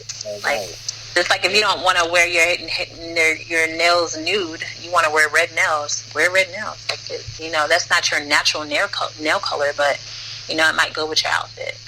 Who knows? Kardashians are white. Yeah, they're from Armenia. Yeah, that's what I like. But it is European, I believe. So yeah. Nah, that's over there. It's near, I believe, India. It is? Yeah, let me look at the map. They're white, bro. They're just very black people. I think they're near, Armenia it's in Eurasia, so it's South Caucasus region. She's Caucasian. She's Caucasian. It's Western Asia. It's in Western Asia. Do y'all know the history behind Caucasian? I know a little bit. I don't know. I'm not really interested in studying Caucasians. No, I mean, that's the thing. The Caucasian, that was the only thing to survive from the old way of describing, humans. Because, like the Black Sea. Isn't it between the Black Sea and the Caspian Sea? It's like how we have like races now, white, black, all that. It's like that's how they described people back then. Races back then. But they had their own. That the whites was Caucasian, and then they had the terms for black people or Asians and stuff like that. But I can't remember because it was like a little slight documentary or whatever. And I watched it like a while ago. But basically, the Caucasian, the reason why that stuck around because that meant superiority to the other terms. Which is why that stuck as opposed to, the other terms sticking. That stuck because that meant superiority. Oh. Makes sense. Yeah. Makes sense. Yeah. That's why I was like, I don't want to call them that. I'll just say white. But then that's kind of even playing ground when you say white. Yeah, I feel that. And also, then, go ahead. No, go ahead. But is it only superior to people that were here, right? It wasn't superior to other continents because we weren't. No, it was superior. It was superior. No, because in that whole, I don't know if because it wasn't like they. I think it was before they discovered America and all that shit. It was like back in like the old days, but that's how they describe the different races and the different like description of people. Like in this, it was like 13 different terms. But it was, and I wish I could. I had a source, but it was like 13 different names. And like 13 different, I guess, in today's world, races. But that stuck because that meant, and that, the terminology and how they set it up, it meant superiority. So that's for social status, right? Yeah, that was stuck for white people, as opposed to the other names for other people. They kept that. And obviously the other people had other races or whatever they was considered, they wanted to get rid of their names immediately because it didn't mean anything. You know what I'm saying? But superiority, Caucasus, or whatever that fucking, however you say that, it meant superiority. And that's why it stuck with them. And that's why But who is it superior to is what I'm asking. That's what I'm saying. I can't remember. I don't remember the exact period in time when this was. I know it was before they discovered America. I know that much. But I do. But it was superior to every other of the 13 terms. That's what it was superior to. And the 13 terms was describing everybody else that they seen on Earth. In their space. So that's who they was superior to. Everybody, all of the other 13 terminologies. So that's who they was superior to. So yeah, that's amazing, man. The more you look in your history, go ahead. I Yeah, that's why I say. That's why I look at. That's why I always say just white, because since they say we're black and we're not, as I pointed out earlier, we're not really black. They're not really white. They're not, really yellow. You know what I'm saying? It's like we just just say, but that makes it even. When you say it like that, it's even. As opposed to, oh, that's a Caucasian. Oh, that's an African American. Even though we were born here in America, we're African American, but they're a white American, or they're American. It's all in the terminology, and because then it's the mindset. Do you guys know who named Africa? No, I don't.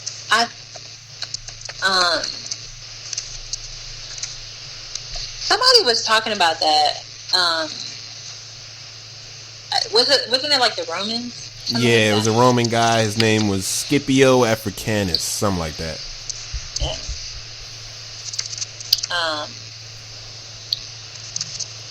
So yeah, Africa is not even Africa. That's just a name that the Roman named that continent. But that's not 100% true. That's actually a rumor. Okay. It was believed that it came from the Romans. It wasn't. That has never been proven, ever. How could it be proven? Exactly. There's a thin line. I think there's a saying. Just like religion can't be proven, because when it comes to Jesus, you have to have been on earth to believe that. Yeah. And just like Allah, they think Allah is universal. It's not. What is it? Universally. That he wasn't. Allah was never a human. They believe Allah is a spiritual, solely 100% spiritual. They don't believe that he was a human that walked the earth. Yeah, it's a lot of stuff to think about. It's a lot of history. You'll never know all history. Or at least that's what I heard. I don't know. Not much. Yeah. Caucasians, it has something to do with region. It's like a region thing too. I don't know, it's in depth, but I do remember hearing that, and I was just like, no, I'm not saying that anymore. But it does have something to do with region. So yeah, But then we would have to think, in that case, what I would say in defense of that whole African thing, it would mean that Romans were here before Africa. No, it wouldn't mean that. It would just mean. It would just mean. That means if he named it, that means he discovered it, right? Nah, that just means he thought that he discovered it. Probably had another name before it. But yeah, like Columbus, like Christopher Columbus. Yeah, just like Christopher Columbus, he went on an exploration and called it. He was looking for India. India. Yeah, he was looking for. Which is why he called the Native Americans Indians. But wait though. It would have to be named India for him to be looking for India. So who named it India? We don't know. This is some crazy shit, man. I think that's okay. That's crazy because I never even thought of it like that. But how could you not think of it like that? Because I never thought of it. I'm saying because if he discovered America, so to speak. Okay, no, actually, it makes sense. Now that I think about it, he thought he discovered. He thought he was in India, so he called them Indians. And then once he realized he was a dumbass and he was in a whole other land, then he just called it America or whatever. I mean, I think that's pretty much how it played out. Yeah. Like nobody. It's hard to speak on things that don't have a stamp on history. Yeah. But there's a lot of things that make sense. Right. A lot of things that make sense and a lot of things that don't. So, yeah, it's all about connecting the dots. But yeah, I didn't think of that because I didn't live in the fucking 1400s. Like here, trying to. I mean, none of us did, but we do have common sense. I mean, if you have. No, I'm not saying like that. No, I'm not saying like that. I'm saying like there are certain things that you can't help but think about. Like if you know, we weren't here when a lot of things. I mean in the 60s, I weren't here in the 60s, you know. So, there's a stamp on history because there are people that actually on this earth that lived in the 60s. That testify against a lot of things. So but the white man, we never really know. We never really know what happened. I don't believe that he was a good person. I don't think Lincoln was a good person. I don't think Chris Columbus was a good person. You know, people think Columbus we owe everything to him. He discovered it. It was They actually thinking about getting rid of Columbus Day. They actually considering getting rid of Columbus Day. I know, I heard about that. So I think they're getting hip to the fact that he's not a good person. We need to stop praising. You said what? We need to stop thinking that Lincoln is even contract. I never really thought Lincoln was a good person. I already knew that it was like kind of an accident. Yo, speaking of Lincoln, I'm sorry, bro. Yo, speaking of Lincoln, I remember talking to, I guess you can call this an ex friend, right? And I don't know how we got on the topic, but this friend thought that the first president of the United States was Lincoln. And I'm looking, this friend also graduated from college, so it's not like she hasn't had any kind of educational system, learning, upbringing, or anything like that. But I'm looking at the situation like, damn, is it that, like, are we, like, I was just shocked. Where did she grow up? I don't know what part. It was North Carolina, some part. I don't know what part. I forgot. Probably like somewhere in Bertie County or something. Yeah, but after I was like, damn. Yeah, that's crazy. Well, he like the 15th, like 17th, I think. He was the 16th. Oh, okay, yeah. That's crazy. Yeah, but shout out to her. Just wanted to put that out there. You opened my eyes up. Open up to what? What did I open up to? It opened up my eyes up to the fact that there's some college graduates that don't even know the first president of the United States. There was a video on Twitter going around where these two girls that were from Alabama or Mississippi or something like that. One of the girls thought that Lincoln. Not Lincoln. Thought that what's his name? Clinton. Not Clinton. Bush. Bush was the first president. Damn. I think she said Bush. She said something. Probably the same chick that said there was like 47 states or some shit like that. Damn. No, it wasn't that. This is recent. This is recent, like a couple. God damn, 47. Yeah. Yo, out of all numbers, you chose 47. 47, right? What kind of mouth was she doing? You know what? This is bad. We can't laugh on our people. We have to educate our people, man. Come on. That's right. Straighten up. Educate them. Straighten up, G. I'm still laughing. Fuck that. That's funny. Educate and laugh. I think I laughed more so the way she said it. And she thought she was right.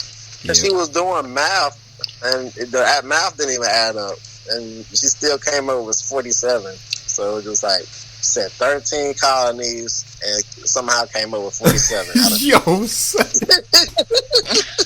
You know how many colonies there were, but you don't even know how many states. That's crazy. That is crazy. That's yeah. Black history, man. Shout out to everybody that that studied their black history. I need to get hip to my black history though. To be honest, like. I mean, it's all good. It's all good. It's you keep learning as you get older.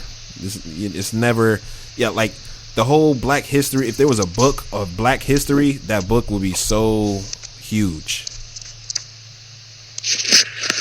It would probably be never ending. Never ending. It'd be bigger than the Bible.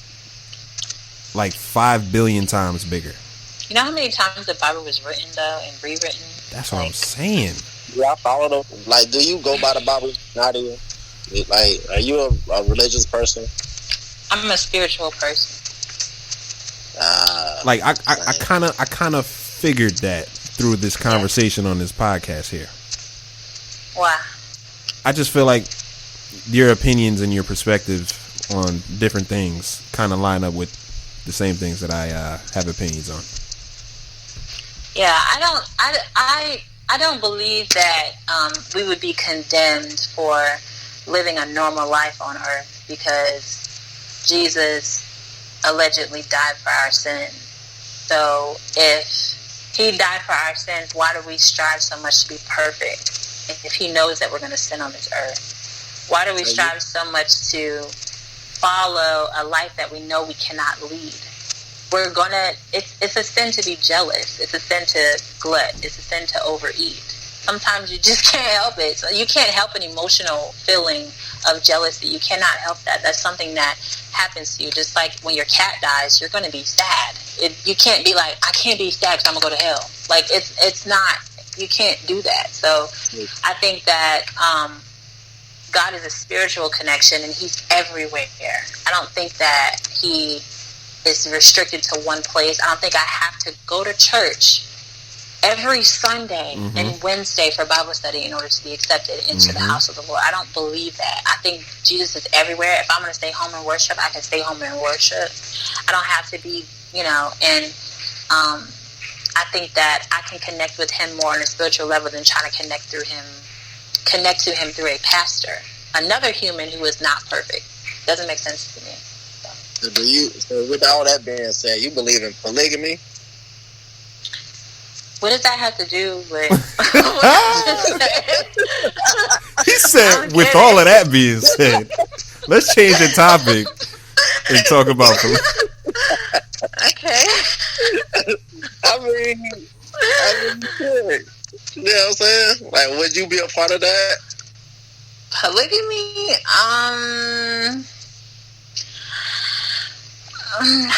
me personally, I'm a little possessive, a little jealous. I want my man all to myself, so I cannot see it. Me doing it personally, but I don't disagree with it. If you can live that lifestyle and be a sister wife or be a brother, husband, whatever, like you can. If you can deal with it, yeah. But I can't deal with another woman in my house. I can't deal with that. I want to be the only woman in my home. So no, I can't do it. But I don't disagree with it though. If you can live that lifestyle, then go ahead. Huh? So you ain't looking at nobody funny if they say they No, absolutely. I know someone who is in a polygamous relationship. Okay. And I don't understand it because I can't do it myself. I would never be able. I wouldn't be okay with that. I don't care how much I love a man. I will have to shake you off and move on because I can't deal with it. But it's not a bad thing. Well, what about you guys? I mean, I wouldn't do it.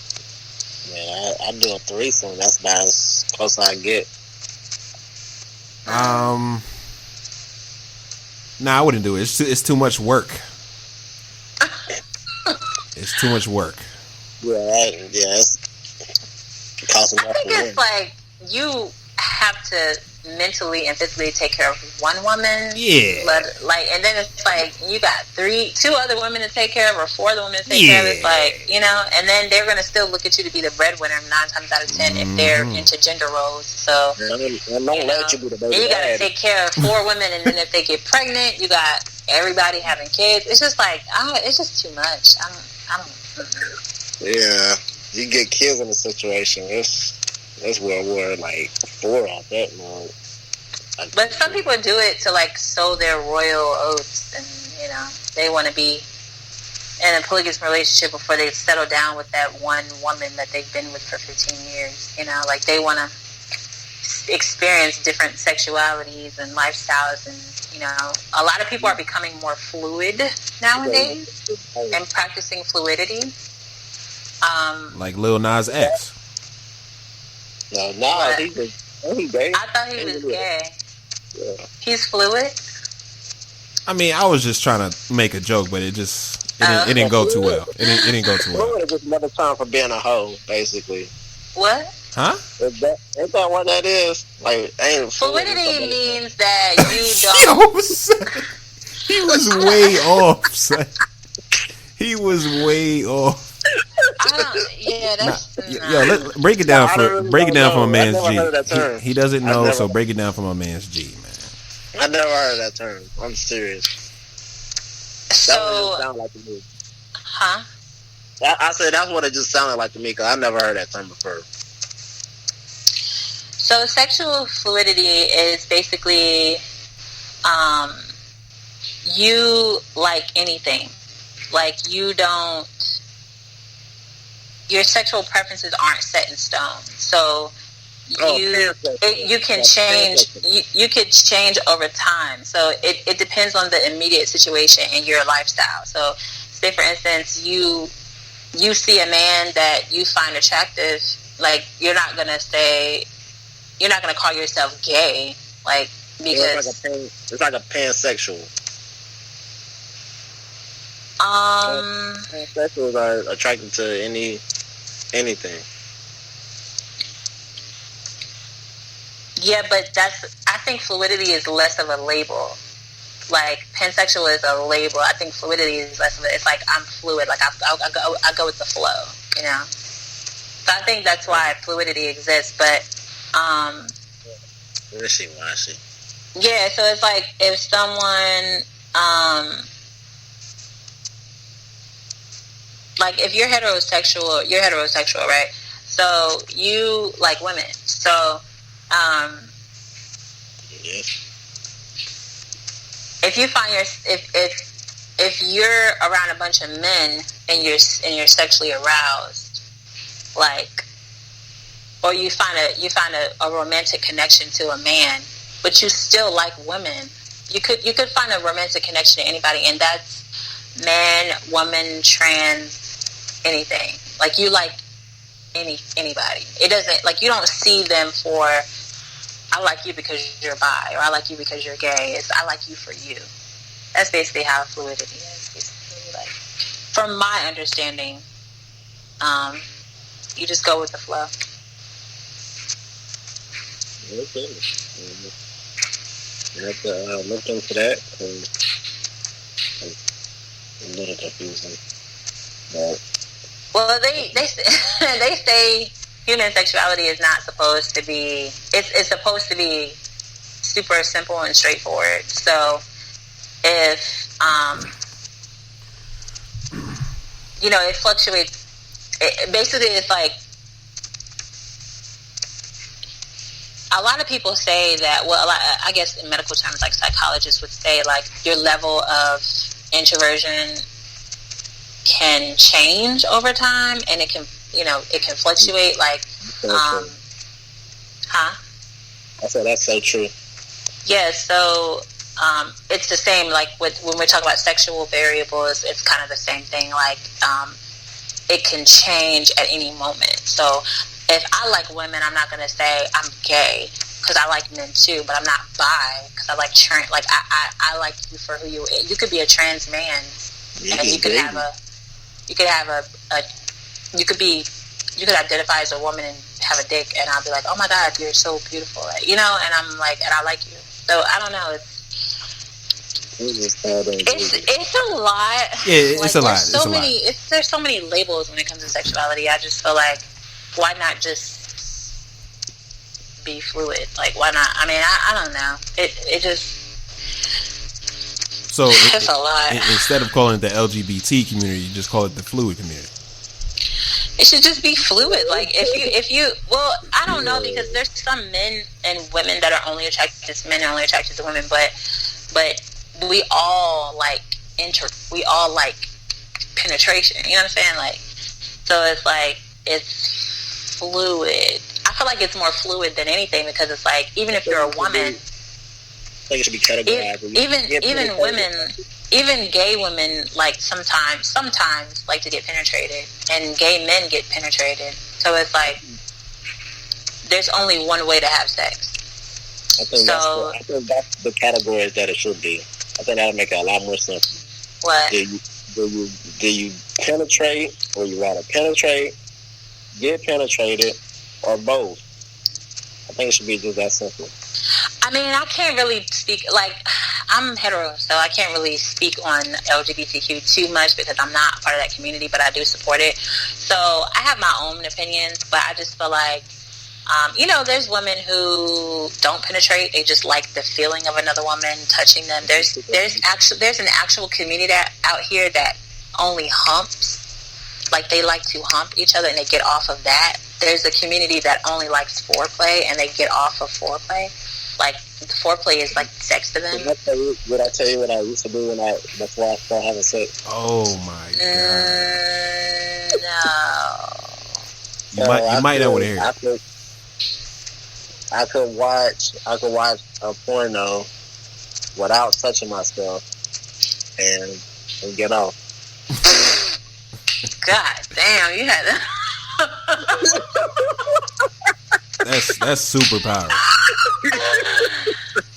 That's crazy. Yeah, that's superpowers. Yeah. That's powers right there. And that's when I was a breast man too. So you're more mentally stimulated than physically, then, right? No, not anymore. Once I actually started having sex, then it all changed. I tried.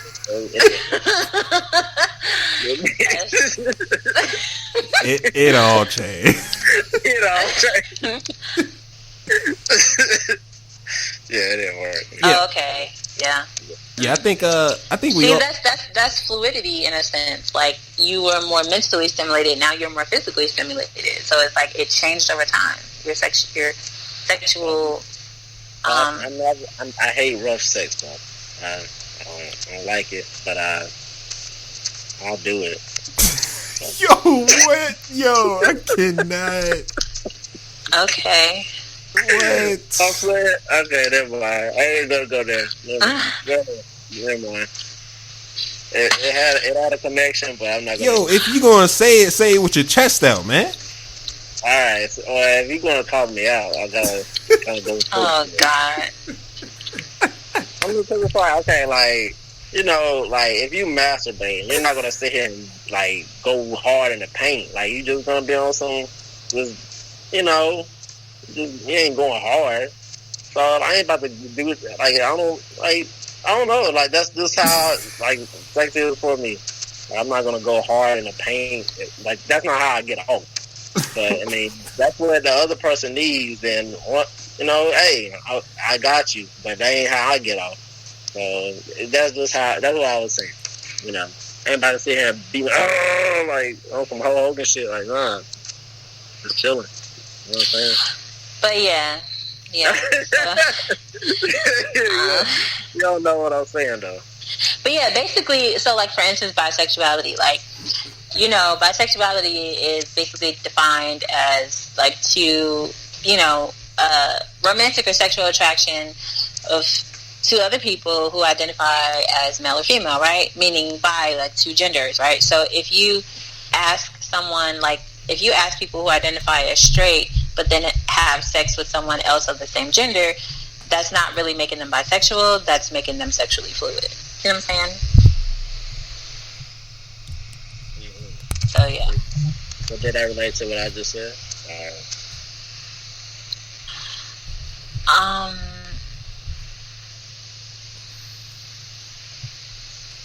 No.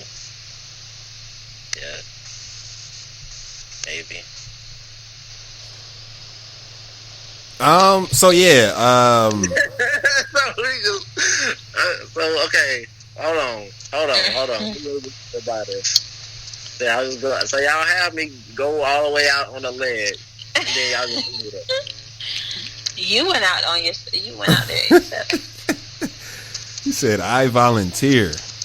No, I didn't volunteer. You called me out, and I was just like, okay, I might as well then go. You ain't have to respond. Yeah, man. Right? See, we all us as males, we have egos, and that's what happened just now. You right. But at the same time, I don't.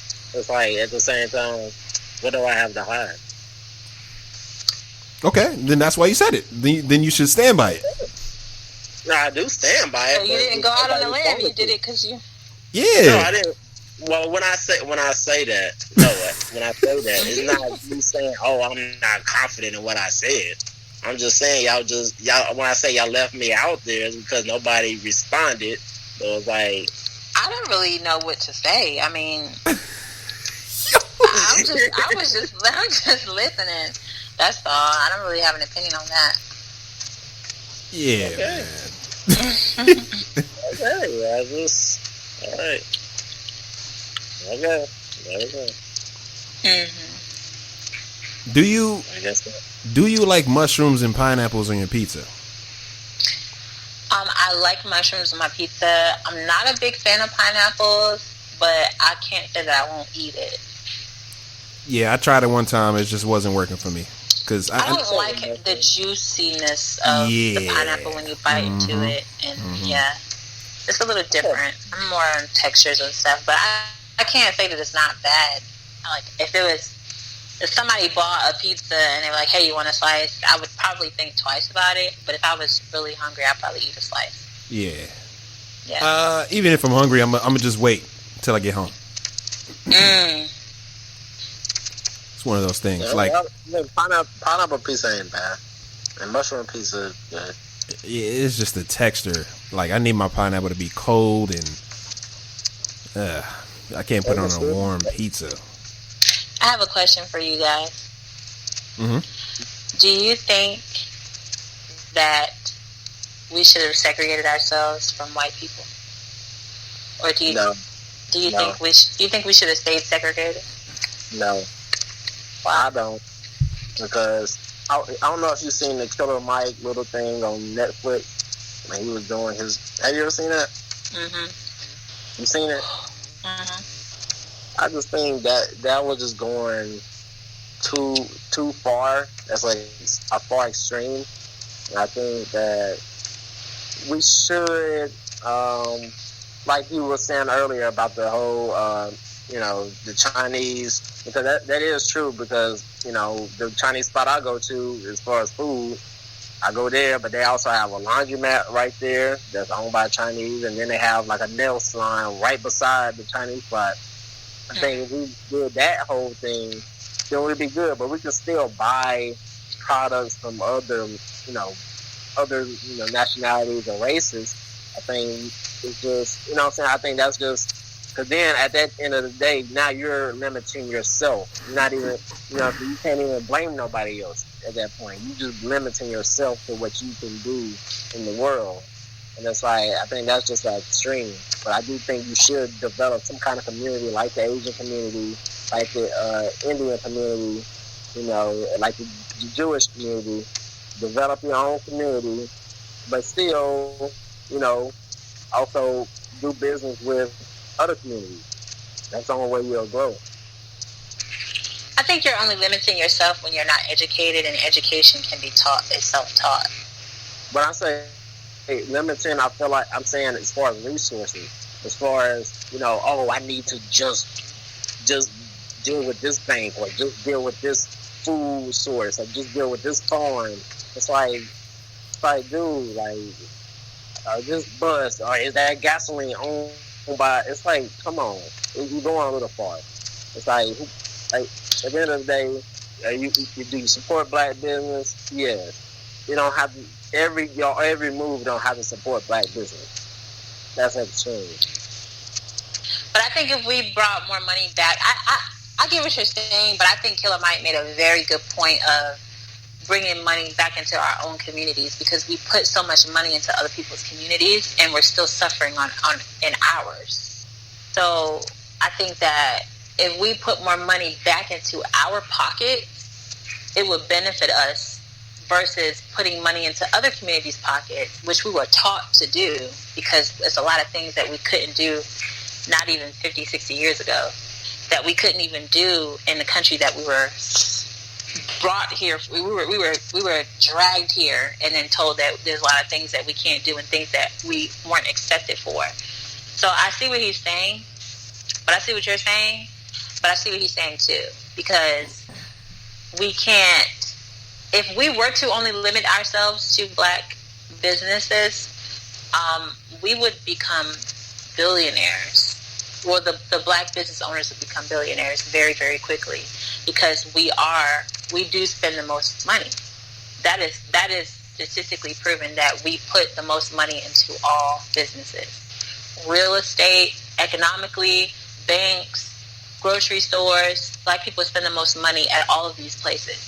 So I would say this. Without even having to go to the extreme, we could already do that without even have to do all that. Like, we are the most athletic. What? We make the best music. We are the best, you know what I'm saying? We are the best actors. We make the best music, but who owns the labels? That's what I'm saying. So without even having to go to the extreme of, who is this a black gas station? Like, without going to that extreme, we can literally create unions within these industries and take over. If you can figure out the streaming service and, you know, how that shit works, you can, because that's the only way you can really truly overtake the labels. But if you don't have the money to do it, what's your answer at that point? Okay, I'm saying, as far as like sports is concerned, football, over 70% is black people. NBA is well over that. It's like 80, damn near 90% black people. You think about how many millionaires, or 100 at least, you know what I'm saying, niggas that's making well over 6 figures. That's 80, 70, 80, 90% of niggas making well over 6 figures, even into the 7 figures in these sports leagues alone, that can override a lot of shit and do, and not only run shit in their individual sport or talent, but then they can take that and invest in other shit within the black community. So without even having to go to the extreme, is this a black gas station? Is this a black farm? With just the niggas that's running sports can sit here and invest in other avenues, put people in position who is more educated in politics, who's more educated in, you know what I'm saying, teaching your youth, or, you know what I'm saying, doing farm, you know what I'm saying, they can put other people in position without them having to waste their mental energy or whatever. They can just put the money that they have, instead of buying these, you know, Cuban links and, you know, Bugattis, they can put that back into the black community, you know, through that way. Just through the athletes spectrum alone. That's not even going into other industries. So you're saying a black millionaire, so basically you're saying if you're a black millionaire, you should black millionaires and billionaires should put more of their money into black communities to help flourish? I'm saying that they can lead the charge. They don't have to necessarily put it like, I'm gonna hand you $1 million and hope that you do something. No, they can put it into educating the youth, like LeBron did. Like, he built a school. You know what I'm saying? You can do different things. You don't have to just, I'm gonna hand you $1 million and hope you do something with it, nigga. No, it's like you can. There's always kind of ways to freak it. But I'm saying, the point I'm making is unions. Like you said, the ownership. They can, you know, I was just saying that, just keeping it in the sports world, they can override ownership You know what I'm saying? Like how NBA doing, like me and Kyle was discussing earlier, where NBA, the NBA players have the leverage to where NFL don't necessarily, even though there's way more players.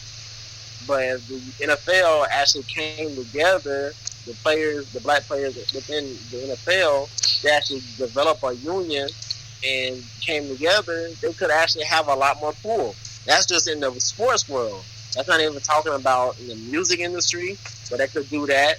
But you know what I'm saying, what these labels do, they prey on kids that have nothing, and like if you've seen Beats on Netflix, that pretty much showcases what the music labels do to, you know, broke adolescents. You know what I'm saying? So it's like, I mean, that's pretty much how a lot of the artists that's popping today getting those messed up contracts, because they're broke and they just want that $40,000 in advance, because that's a lot more than what they're making in 5 years. Mm-hmm. So but then they ain't looking at the fact that, you know what I'm saying, they gonna take their royalties, and all the label's gonna take their royalties and shit on the back end of it. They ain't looking at all that. They just care about the front end. And the front end ain't really that much in comparison to what they really making. That's the thing. If black people, the black musicians actually, who's in the industry, actually educate these young people as to what's really going on, a lot of that shit really don't happen.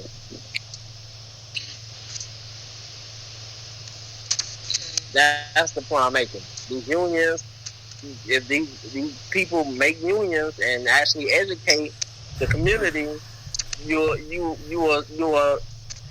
will actually move the community forward, as opposed to, oh, it's crabs in a barrel mentality. I feel you on that.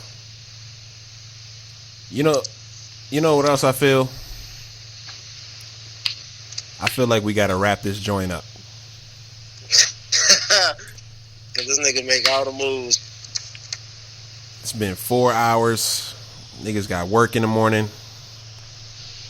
Yeah, I gotta get up at 5. Yeah. Sheesh. So yeah, let's wrap this joint up. Let's do some shout outs, man. You can shout out anybody. It could be family, friends, celebrities, anything like that. Who do you want to shout out, Nadia? Myself. Okay. I like that. Who you got, G? Shout out to Michael Thompson for the signing his 5-year, $100 million deal, getting $61 million guaranteed. Another example of a rich nigga that should be a part of the union. Shout out to the Clippers potentially changing their name to God knows what. I think they just might as well just keep it, because this is as good as we're gonna get for them. And shout out to Carmelo Anthony for running a farewell tour, but not really deserving of it, I don't think. Well, that's something. But yeah, that's my shout out.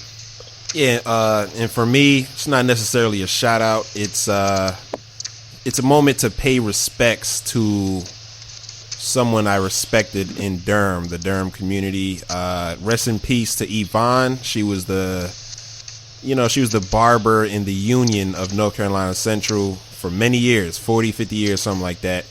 She passed away.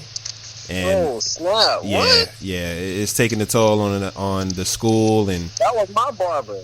Yeah, that was everybody's barber.